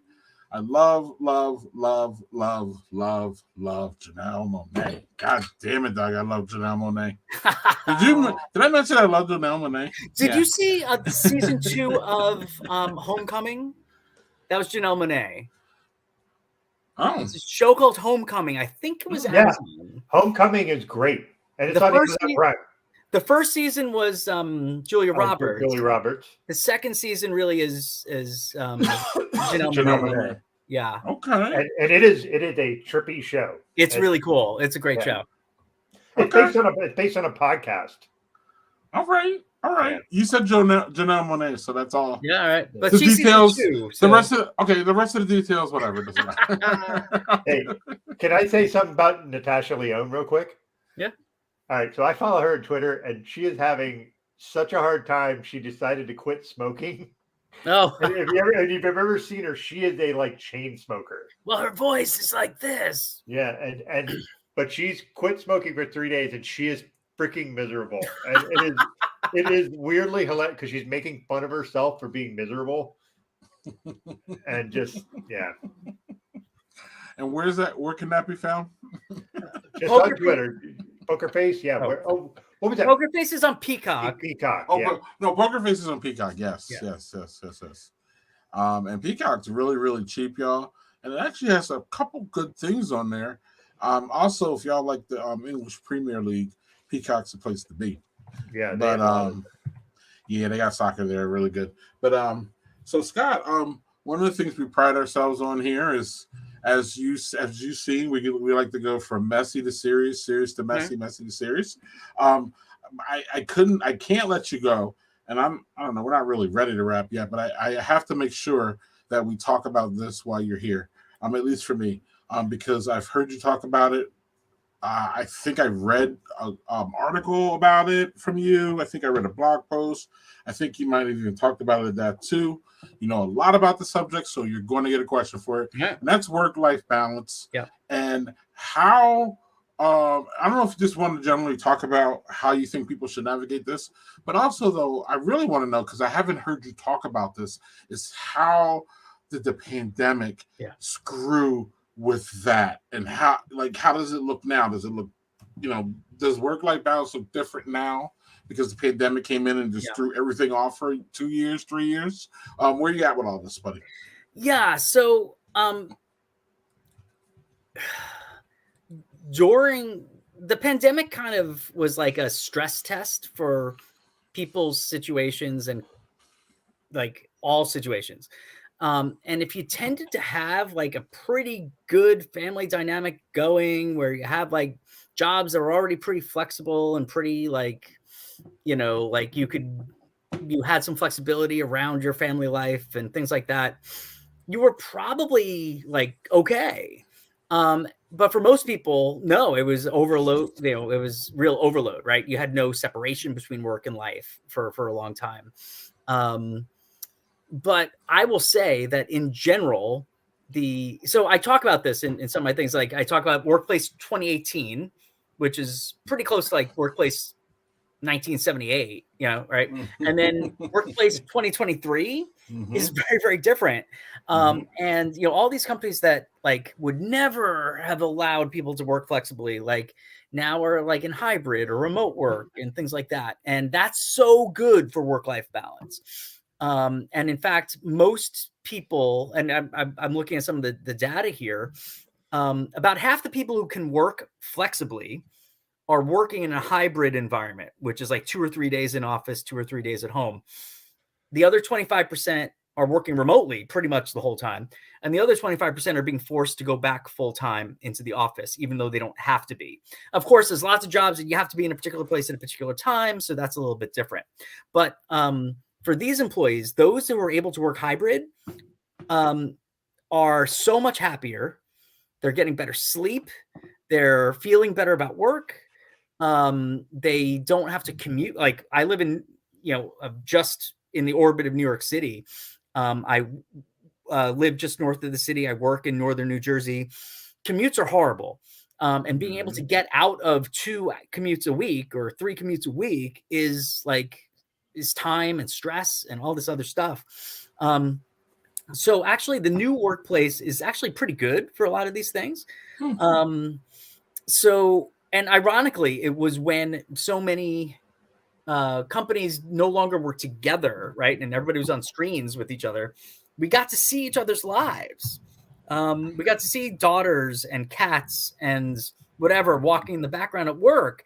And I don't know if you remember, there was like a viral thing on like CNN or something like in like 2018 where this guy was doing a hit from home and then this little kid comes in and then the mom comes in horrified, taking the kid away. And it was like this big national story. That happens all the time now and it's totally fine. Anyway, I'm going on and on because I wrote a book about this and I could talk about We're good. We're good. Keep going. Keep going, dude. Yeah, we're good. But the thing is, also, we saw that some people like have like, this is my guest room, like I have an okay setup. Other people, like their kids were in online school sitting next to them on the dining room table while somebody's trying to work and navigate a little kid and these other things. And it was really hard. And I think at least the employers I tended to profile in the book, because I wanted to give like positive examples, that changed their perspective and gave them much more empathy to what people go through with their work and lives. And that's the essence of what I'm calling a whole person workplace, which is, again, the book that you put up there is, we'll do it again. Valuing employees as more than just like the thing that returns value. But if we like recognize that, hey, it'd be better if our employees were feeling good about work and had time for life, and had resources to do their other priorities. we can do that, and I profiled a lot of companies that enacted these kind of values, but I think the workplace has really, really changed, and in most ways for the better. Of course, everything's a mixed bag, and it depends where you work and how you work and all that other stuff too. I see some people, I wish I'm only in one day. Actually, Daniel, I'm on both campuses. Yeah. Okay. Daniel, I work on both campuses actually. But I'm closer to the TNET campus. Yeah. Anyway, but so the hybrid model should be the one that prevails. And I'm actually working with kind of the startup company that we're trying to get employers flex friendly certified. So companies that are committed to flexible work can get can brand themselves as employers who are committed to it and help them recruit and retain employees. So that's a little side venture I'm working with. Also, real quick, and then Doug has a follow-up. I do want to mention, I just saw an article, Scott, about a week ago that said that most of the places that went to 4-day work weeks are staying there and not going back to 5. I don't know if you want to comment on that or if that's just I saw this study. I'm a little bit skeptical of it, just and how it was designed and stuff. But so this is going to a 4-day work week, not 4 longer days, but just 4 standard days. Yeah, that's what they were doing. Yeah, and 4 days, 32 hours. 4 days, 32 hours. So the old days, there was something called a compressed work week, where it was 4 days, 40 hours. Right. And then you had the 3 days. Or more typically, it was what they called a 9-9 plan, which was you get every other Friday by working a little bit longer each day. But this is 4 by 8. This is Monday, Tuesday, Wednesday, Thursday, regular days, 3-day weekend. And yes, in this study, the companies that were part of it reported that their performance as a company was equal to what it was before, and employees were happier. And that's pretty good. They didn't have a control group. They didn't which is basic social science. You should really have track 51 other similar companies. Yeah, but they've also had 80 years of control groups. Okay. I'm sorry. You're the expert on this. I was just my brain's thinking we've been doing 40 that is hours true for 5 days for forever. So yeah, no, listen, I've been an advocate for these types of things for a long time. I mean, the inertia around work weeks were designed for single earner households. That's how they were designed, and there's nothing magical about what we all decided on as a society in 1940 or whatever, when we all stopped working on farms. That's what it was designed for, and that's not how most people live, and it isn't even how most people lived in Happy Days times. But that's kind of how the work week has been designed, and the workplace had been designed for a very long time. And I'm hearing that we need an adjustment. So the pandemic is the first time this model has been shaken up, disrupted. Yeah. Okay. So I'm pleased with the disruption, and I feel like at least what's happening is employers that are you have to be here all the time, they're at least going to be okay, but your kid has a thing, or somebody's sick that day, so now they have the capability of working from home or whatever to alleviate that. That's and then the far other end is, people having a whole lot of choice on where they work, and that's even better. And then essential jobs have different stressors. And of course, the pandemic was incredibly hard for people who worked in healthcare or out in the world. During the height of the pandemic, I mean, all the anxiety about getting sick and bringing it home, and people not behaving well when dealing with people in frontline jobs, and healthcare people watching people die. We were talking about hospitals and things before. I mean, think about the toll psychologically that would take on people who worked in healthcare and in these other related professions. I mean, yeah. Doug has another beer, and I promised Doug to follow up, but I have one more thing and I'll shut up. I promise. Go ahead. Scott, what is your research showing you about people like Doug? Because I argued I argued, Doug and I didn't argue, but I argued that Doug does more work sitting at home than he did in the damn workplace. And it seems like a lot of work people or a lot of workplace people want to dispute that, or they want to like kind of, shoo that aside. You know what I mean? When they asking people to come back, what does your research say, and what are your feelings behind it? Yeah, so it's the research I've seen, and I think this matches kind of anecdotally what I've seen in some of my friends and stuff, and maybe this is you, Doug. People who tended to overwork, as a personality trait, Doug.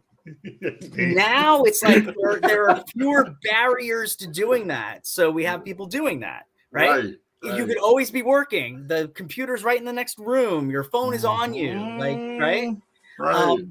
And then there's some people who need the structure of the workplace to actually be productive, right? Yeah. And they're like at home and they're not nearly as productive, and they're procrastinating and this and that. But for most people who, kind of aren't in either of these other like kind of more, either side groups, but the big middle, they tend to do about as much work, maybe a little bit more when they're at home.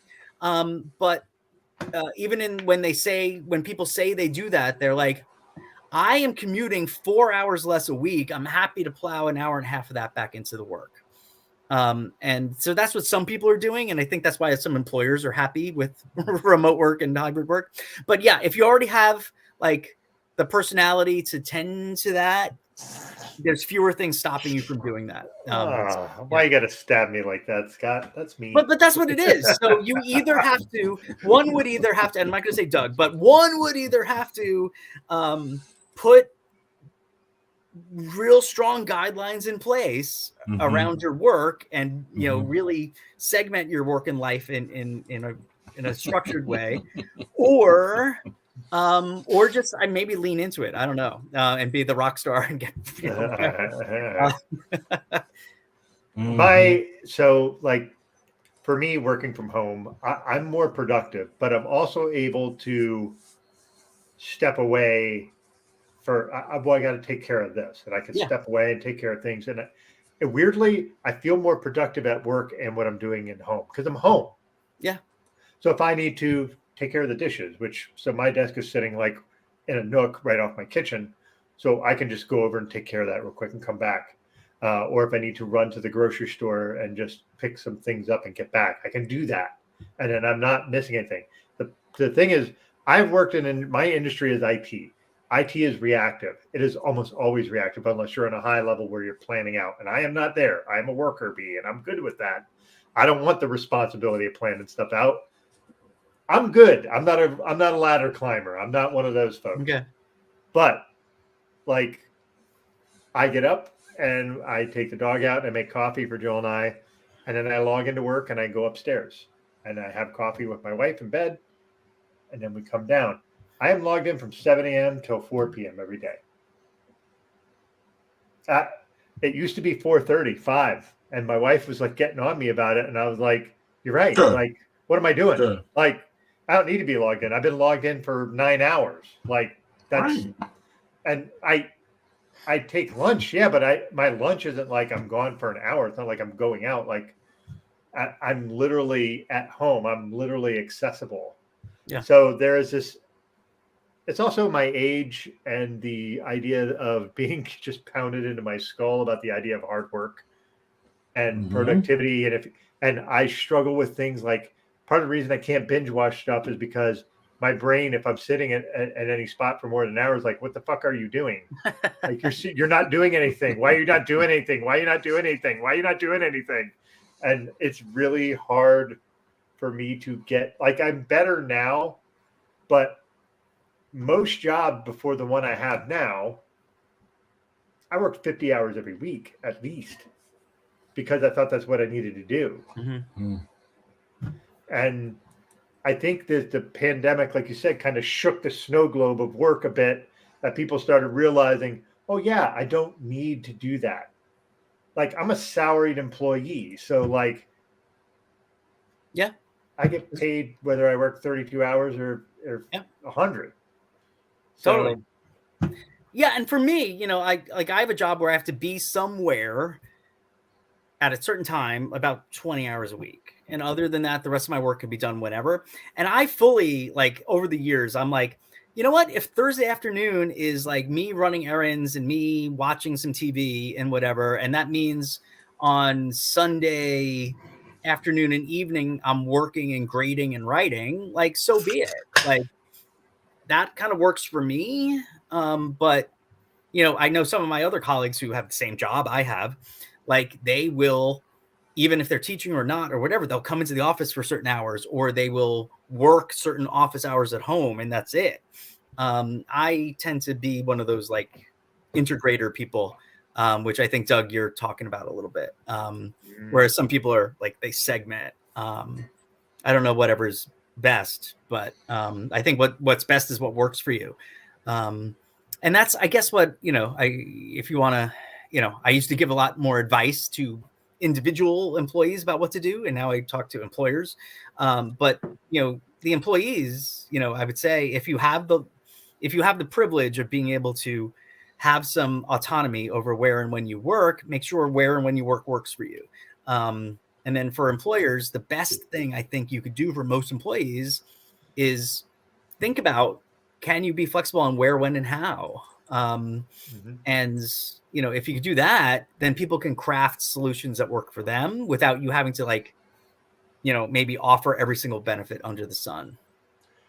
My company, when we were back to the point where people were starting to go back into work, offered 3 options. So you could pick whether you wanted to go in every day, or you want to do a hybrid, or you could do not fully remote. I have to go in 1 day a week. Okay. And actually, it was fully remote for a while. Then my company was like, you need to go on campus 1 day a week so that if you need to have an in-person meeting with someone, you can do that. And that is the day I get the least done. Well, okay. It sounds weird, but that's the way it is. Yeah. So here's the deal. So when I talk to companies about this, the days where people come in should be structured different than they used to be. The day that, Doug, you come in should be pre like your supervisor or your team or you should like have most of the day structured. So it's like, this is this important meeting that I have to have to collaborate. Oh, I got meetings. Well, but okay. Well, but so maybe not you, Doug, but like this is the day where we all get together to give each other the status updates in person of what we're doing and talk about it, or have the planning meeting, or have the this, or have the social function and have lunch together so we all just can keep the like camaraderie and culture up. But those days should be structured different than they used to be. If you're just coming in 1 day to do all the work you could have done at home with the annoyance of commuting and other people bothering you and getting in your way of your productivity, then that's not the smart way to do a hybrid approach. So like, that's hard for a lot of managers to think about, because that's harder, at least initially, to really think about structuring the days where people are together different, because the workplace is really good for certain things and it's really not good for certain things. And working from home is really good for certain things and not good for other things. And we should structure our weeks that way. So I'm sorry, this is like what I tell. Like, you're passionate, man. This is good. Customers, but that's what sorry. We asked you the question. We teed you up. But I'm sorry, I'm slipping into like professor consultant mode. We did it on purpose. But again, this is a Scott that we both come to love, and is, you know, the serious conversation. But then yet you can talk to us about how, you know, you don't like TikTok. So it's just great. I love it. So a couple comments here that came through that we have to get to, and then Doug, we have to get to your third beer, right? Did you do your third beer, right, Doug? Yeah, I didn't do it yet. Scott, you'd be a great speaker for HomeDadCon. I thought you spoke at HomeDadCon. I did once in Raleigh back in 2016, maybe. Well, the president of the organization's pretty much asked you again. So. I'd be happy to come. I mean, I'd love to go. I loved being there. Listen, I do workplace stuff, so like I'm a little bit not the exactly the fit, but Home Dads, that's a workplace too, in a different way, True. So I think you fit. I think you fit perfectly fine. And Doug's talking about going this year too, Scott. Just so you know. Okay. Where is it this year? Milwaukee. Oh, never been. It's a great beer city. It Great has to beer be. It's the home of the Brewers. city. Great beer city. But you know that comes from previous big beer. But for small beer, they're really honing it in there. So, Doug, your shirt looks like you're in Underoos. You know what's a great city for beer? If you've ever been to Portland, oh, right. Sorry, Portland. Which Portland? Because they're both Portland, Maine. fantastic. Portland, Portland, Maine is Maine. great. Ask Doug about Portland, Maine. You can ask me about Portland, Oregon. Doug, Okay. go. Portland, Maine is great. I love Maine. We vacation there almost every year, so I love Maine. My wife did a show up there. That's how I see a lot of cities. And we toured Allagash Brewery there. Allagash is awesome. And I love Jealous. Allagash. And actually, Allagash Brewery is in the whole person workplace because they do this really cool thing where the employees they have their own little room with a 40-gallon vat that they can use their own recipes to develop beers. And then they have happy hour at the end of the week and they taste each other's beers, and the ones that they wind up doing a short run. And there's 12 bars in Portland that will do the experimental Allagash brews. And then if they get well received, they actually do a run of them. And some of their Saison came out of that. And a few of their other beers came out of that. And it's a great way to just have employees be able to dive into what they're passionate about. Yes, sir. And get recognized and to unleash their creativity. So from a management professor point of view, I also love Allagash Brewery. Look at that. And I don't know if you want to take this question seriously or not. I mean, it's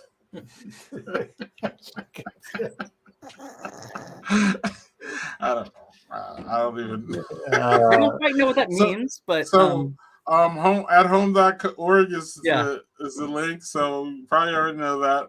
But JHG, I can, if y'all want to talk, I can make that happen. I guess, of course. Shut up, Zach. Yes, let's not go there. Hey, third beer. Yes. I only brought two. I could run downstairs and get a third if you'd like. Go ahead if you want. Do it. Yep. All right. I might get a whiskey. Is that okay? Oh yeah, whatever you Okay. want. We don't care. Okay. Perfect. I'll bring you back up. I will be happy We'll bring to you back talk up when with you come. So yeah. Yep. So So this is another one from the north. This is Gruesome Twosome 2. This is a corn lager. okay. 5%. I poured it. You didn't see. There was actually a reasonable head on it when I poured it, but yeah. So yeah, this is a super drinkable, easy drinking lager. That's a beer that tastes like beer. Yeah, and I'm not sure ever. Corn lager is not like a typical lager brew. Like that feels a bit different, but it tastes like a good freaking lager. I mean, it's a little lighter than most lagers that I drink. And yes, it does have the juice, Daniel. And you would know that if you were on TikTok, Greg. You know the corn kid? Have you ever seen that? There's this kid where this guy does these interviews with kids. And it's just kids. And he asks them questions. And they make the coolest answers. These kids that are like 4, 5, 6. And he says, "What's your favorite thing?" And he's like, "It's corn. It's great. It's good." And he said, he eats it. And then he talks about all this stuff. And then he goes, "And it has the juice." It's the coolest thing because it's just this little kid being super excited about corn. Oh, corn kid. Yeah. Okay. Yeah. And that's because what I had, Scott, is a corn lager. Oh, really? Okay. Yeah. So it just tastes like a lager, just a little lighter. So what did you pour? What whiskey did you grab? Because I'm a Scotch guy, but This is an Irish whiskey. I actually forget what it is because my dad bought me this really cool one of those crystal whiskey things for Christmas. So I poured it into there and got rid of the bottle. So I don't know. That's all right. Irish whiskeys are good, man. Yeah. Nice and smooth. Good Glencairn glass too. So cheers to that. It's Finger Lake Cider House glass, by the way. Oh, probably, Doug, that's your neck of the woods, or well, maybe not super close, but. Oh, we're at that time of the show, Greg. No, we're not. No, we're not. How the fuck does Greg know about I the think biscuit song, but not the corn kid? Well, I remember there was a thing about the corn kid because this corn kid, he was just interviewed, right? It wasn't like it was just an interview where the guy asked him what he liked, and he just went off about corn. It was great. Right. So then it became this viral thing. And then everybody's like, how much money is this kid making off the viral stuff? So actually he wound up getting, I think, the Corn Council of America or whatever it is. Like he's now a spokesperson and actually gets paid and things like that. So it's good. He wasn't just exploited. Yeah, no, he also did a thing where he used his notoriety to actually get food for impoverished kids. Right. So he used it for another thing too. So I mean, he's a kid, did the right thing, and just freaking really sweet. I know, it's really funny. Yeah, it really is. Yeah. All right, come on, Greg, do it. Gotta do it. I don't like the way it mixes with my mac and cheese. Cause when you're at KFC, you got that special sauce to stir my curiosity. Just give me a 5-piece meal. Oh, what a deal. A big old box, it's all for me. You know I'll take coleslaw on the side. I could tell you wanted to try the potato wedges.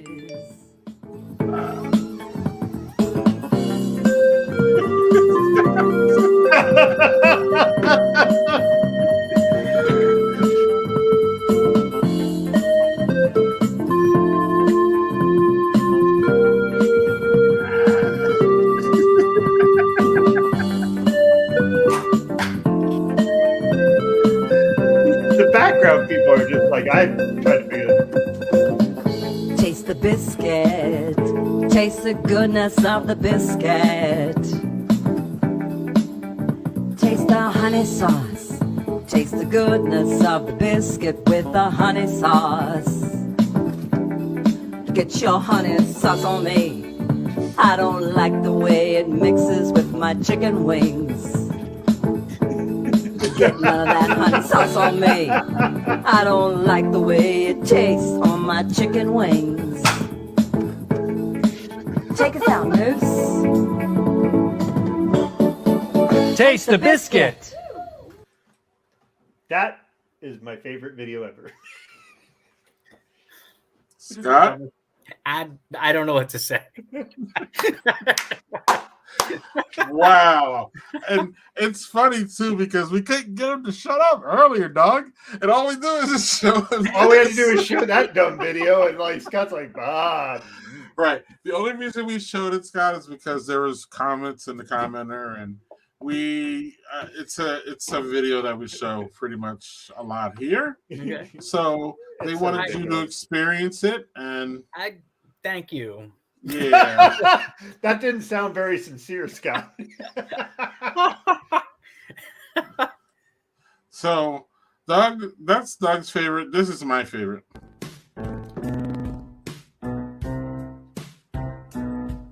Hey, Utah District 12, listen up right here. There's a new name on the ballot for the Senate this year.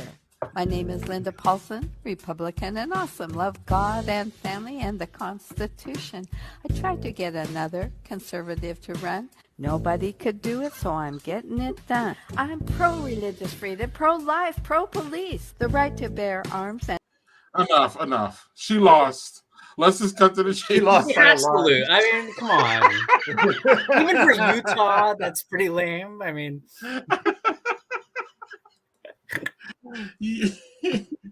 look at that.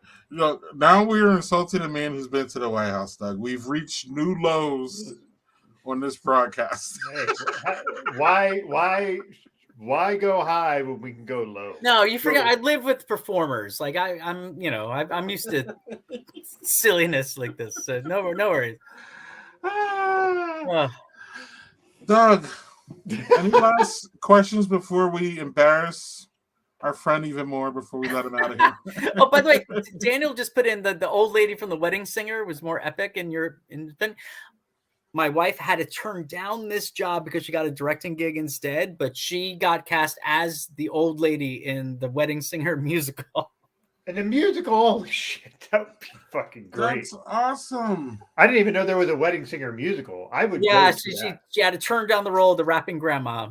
Ah, boo. Yeah. And your wife is definitely more epic than. Well, the rapping grandma in The Wedding Singer is pretty awesome, actually. Yeah. Yeah. She doing like the hip, the hippity hippity hippity. Yeah. And I was like, wow, I wasn't expecting that. Doug, I'm waiting for us to get somebody that knows this lady's gonna send something to us nasty, I think. But I love the dancing. I'm sorry what y'all say. Y'all can say what you want. It's a twirl for me. It's the twirl that. What?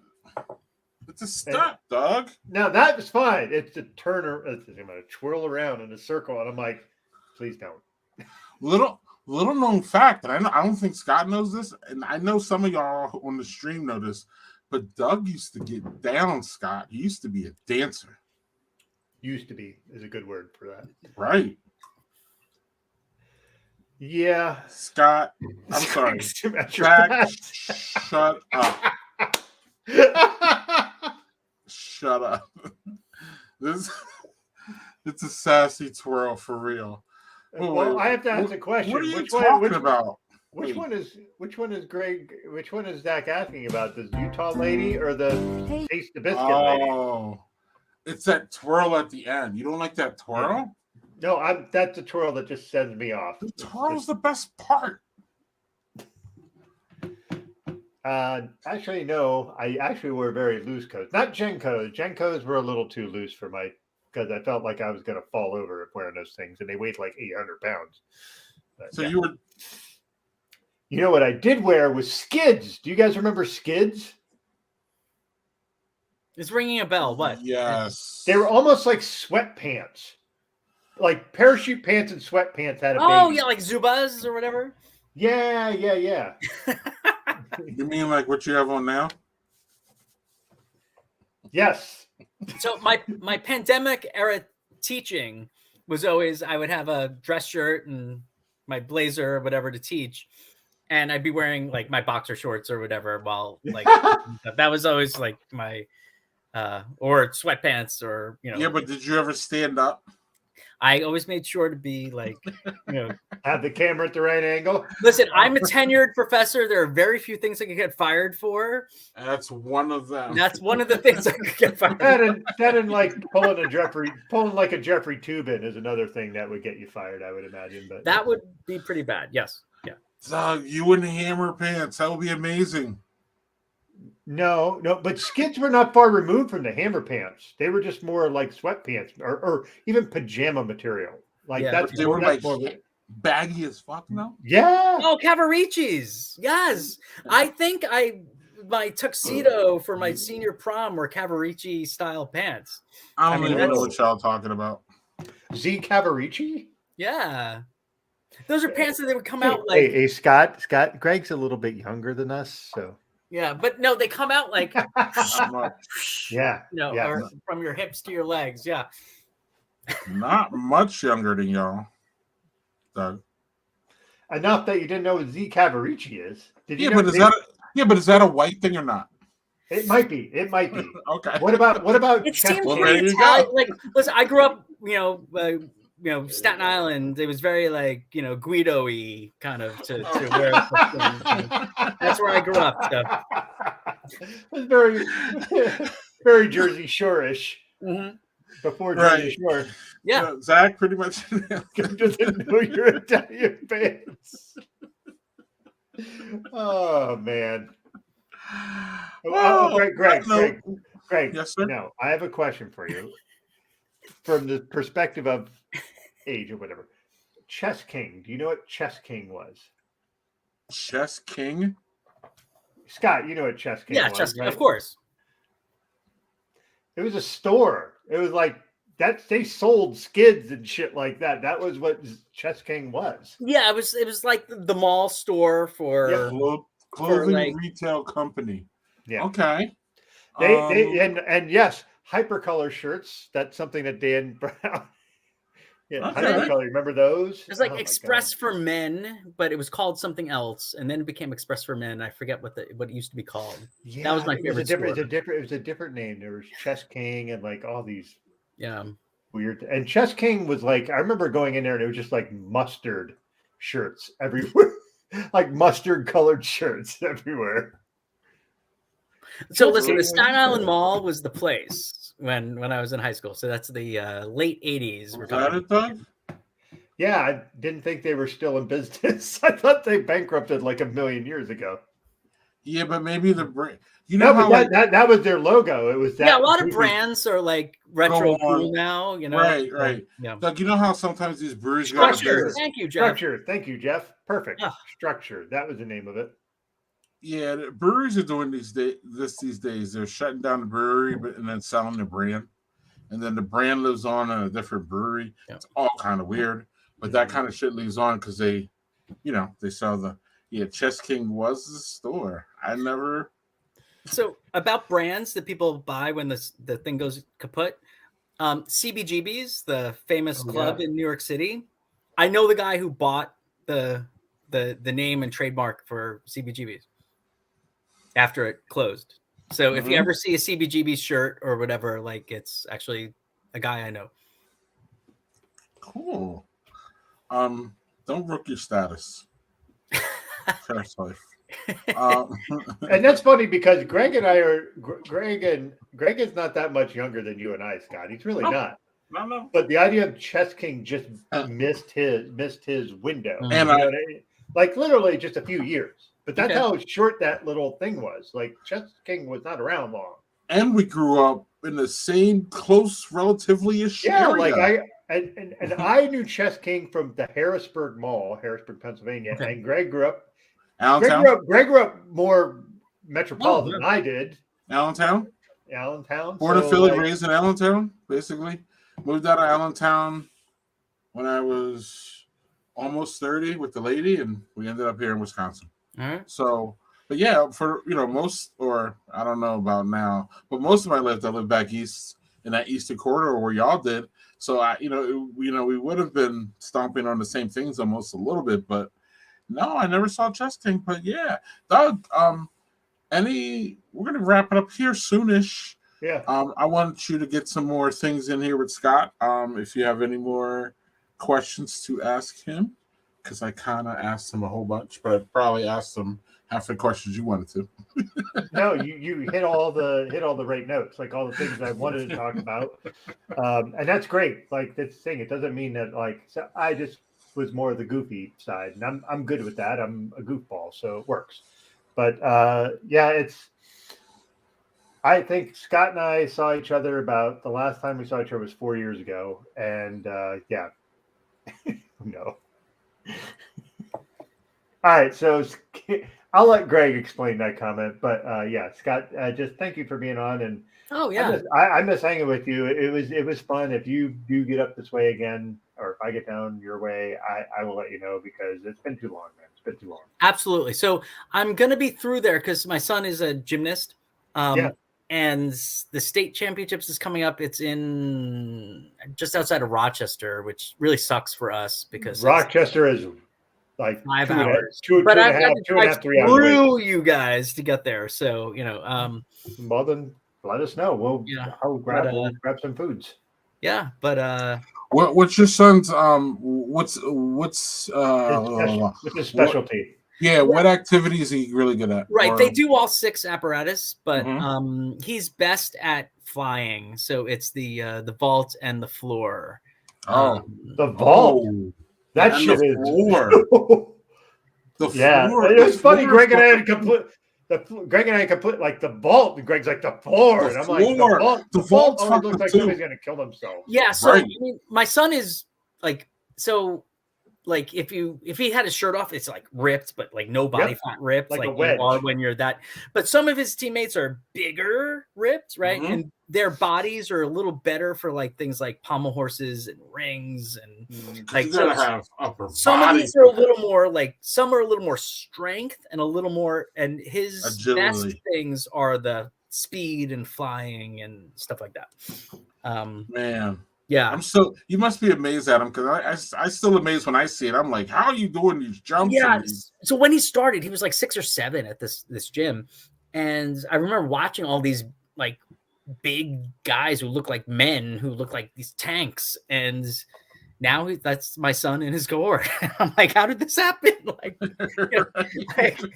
just he was this little thing, and now he's this Right. big thing, and it's yeah, it's Right. now I mean, I know Doug has kids exactly the same age and older and younger. I forget, Greg, how old your kids are, but Yeah, 19 and 17. okay, And so then right around the same. Yeah, my son he is 17. no organized sports for them. But where I see them grow really fast and really big is in the kitchen, actually. They're both really, really good chefs at this point. They're becoming. Oh, nice. And just to see them evolve in this way. I wish one of them. Well, they can't. Well, hey man, you live and learn, Doug. You make your you make your biggest mistakes, and that's how you learn. But yeah. So yeah, Scott talks work and life balance. His son does the gymnastics balance. Look at that. How about that? Yeah. So all I can think of when it's Raekwon and Ghostface Killer doing their video where they're wearing like tennis club gear.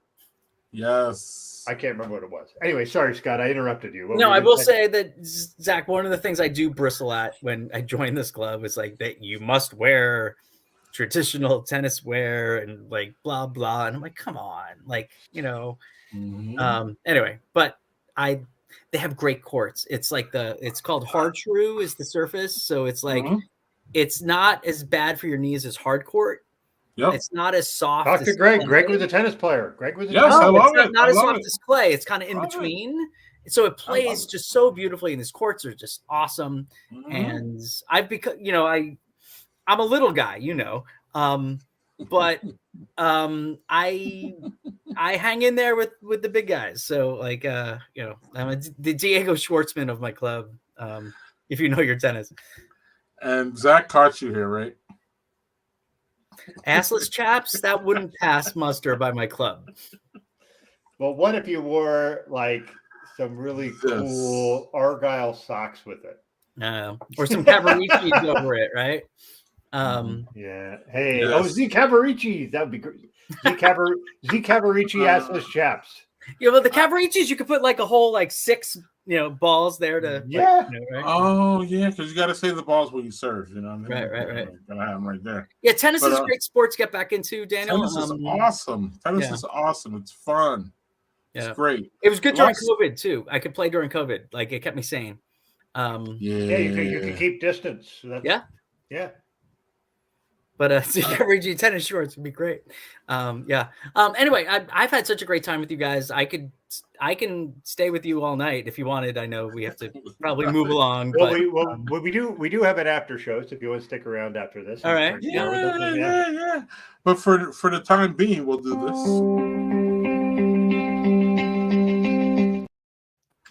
We review our beer. Scott, you first. Oh, okay. So the Kona Big Wave is a big favorite of mine.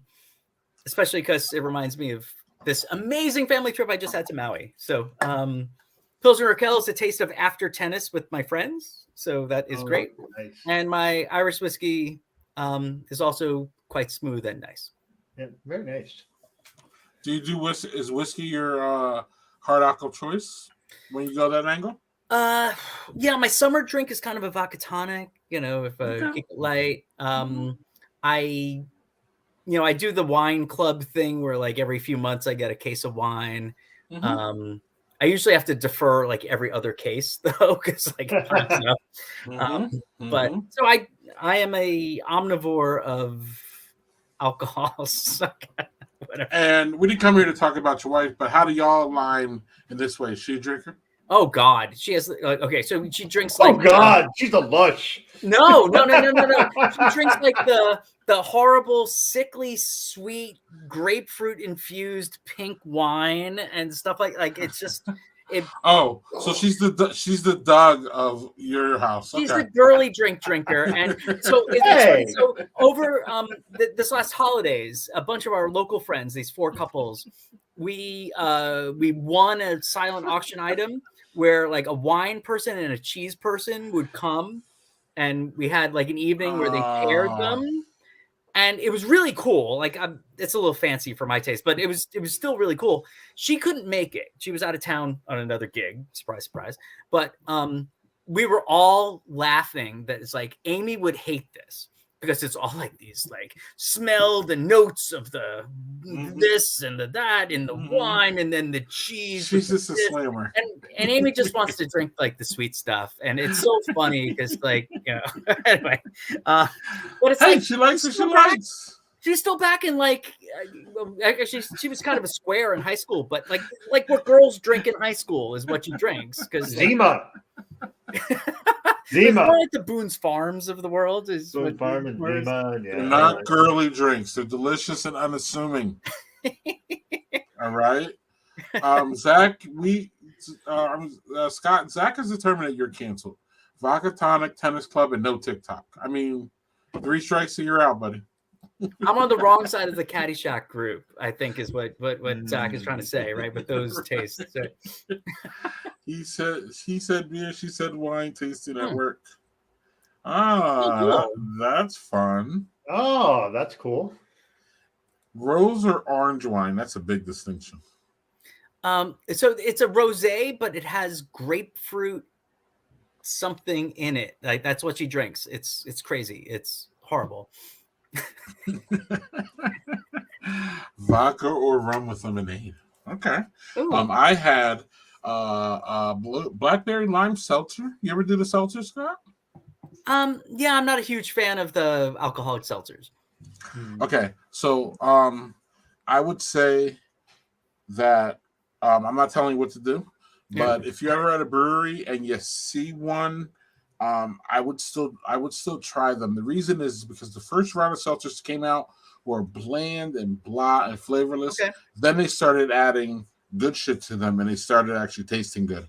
Now you're probably right. If at an actual brewery or from a place, right? Well, the angle was, they're supposed to be light and not, you know what I mean. It came out, they really hit during the pandemic when people were, sure, stuck at home, but they still wanted something light and crushable and catch a little buzz. So then they came out with these seltzers, but then seltzers took in my opinion, an American angle on it, meaning let's just make it robust and, make it, flavorful and add different things and add different, 20 different fruits that Doug and your wife would love. And everybody else is like, damn, this is too sweet. But like it hits a spot with some people and it sells. So yeah, but blackberry seltzer, really good. I started not liking seltzers as Doug. In fact, Doug and I didn't like them at all. Now we're actually kind of coming around a little bit because they got some flavor to them, just a little. It's never going to replace beer for us, but at the same time, it's nice to have something different. Sure. As you know how this goes. And then I had one of Doug's favorite breweries in the whole world is Giant Jones. They are a queer, woman-only run brewery. 4 women run this whole brewery. They're only organic. They're just fantastic, Scott. And they're out here in Madison. I got the English style IPA that's not overly hoppy, not overly IPA, not slap you in the face with hops. Easy drinker. You taste the hops, you taste the malt, you taste everything. It's actually a beer that tastes like beer, Scott. Right. So yeah. I enjoyed both those. And Doug, we got yours, right? Or did we? No, I didn't. So I'm going to say that all of my beers were good. So I didn't have a bad one. If I'm going to rank, that was not my least favorite. It was just a good, solid drinker. This was a corn lager, Gruesome Twosome 2. The second one was the Give a Shit Sour, which was basically an homage to colon cancer awareness. So, it was very good. Decent sour, and it was a bit more sour than tart, which I tend to go toward the tart more.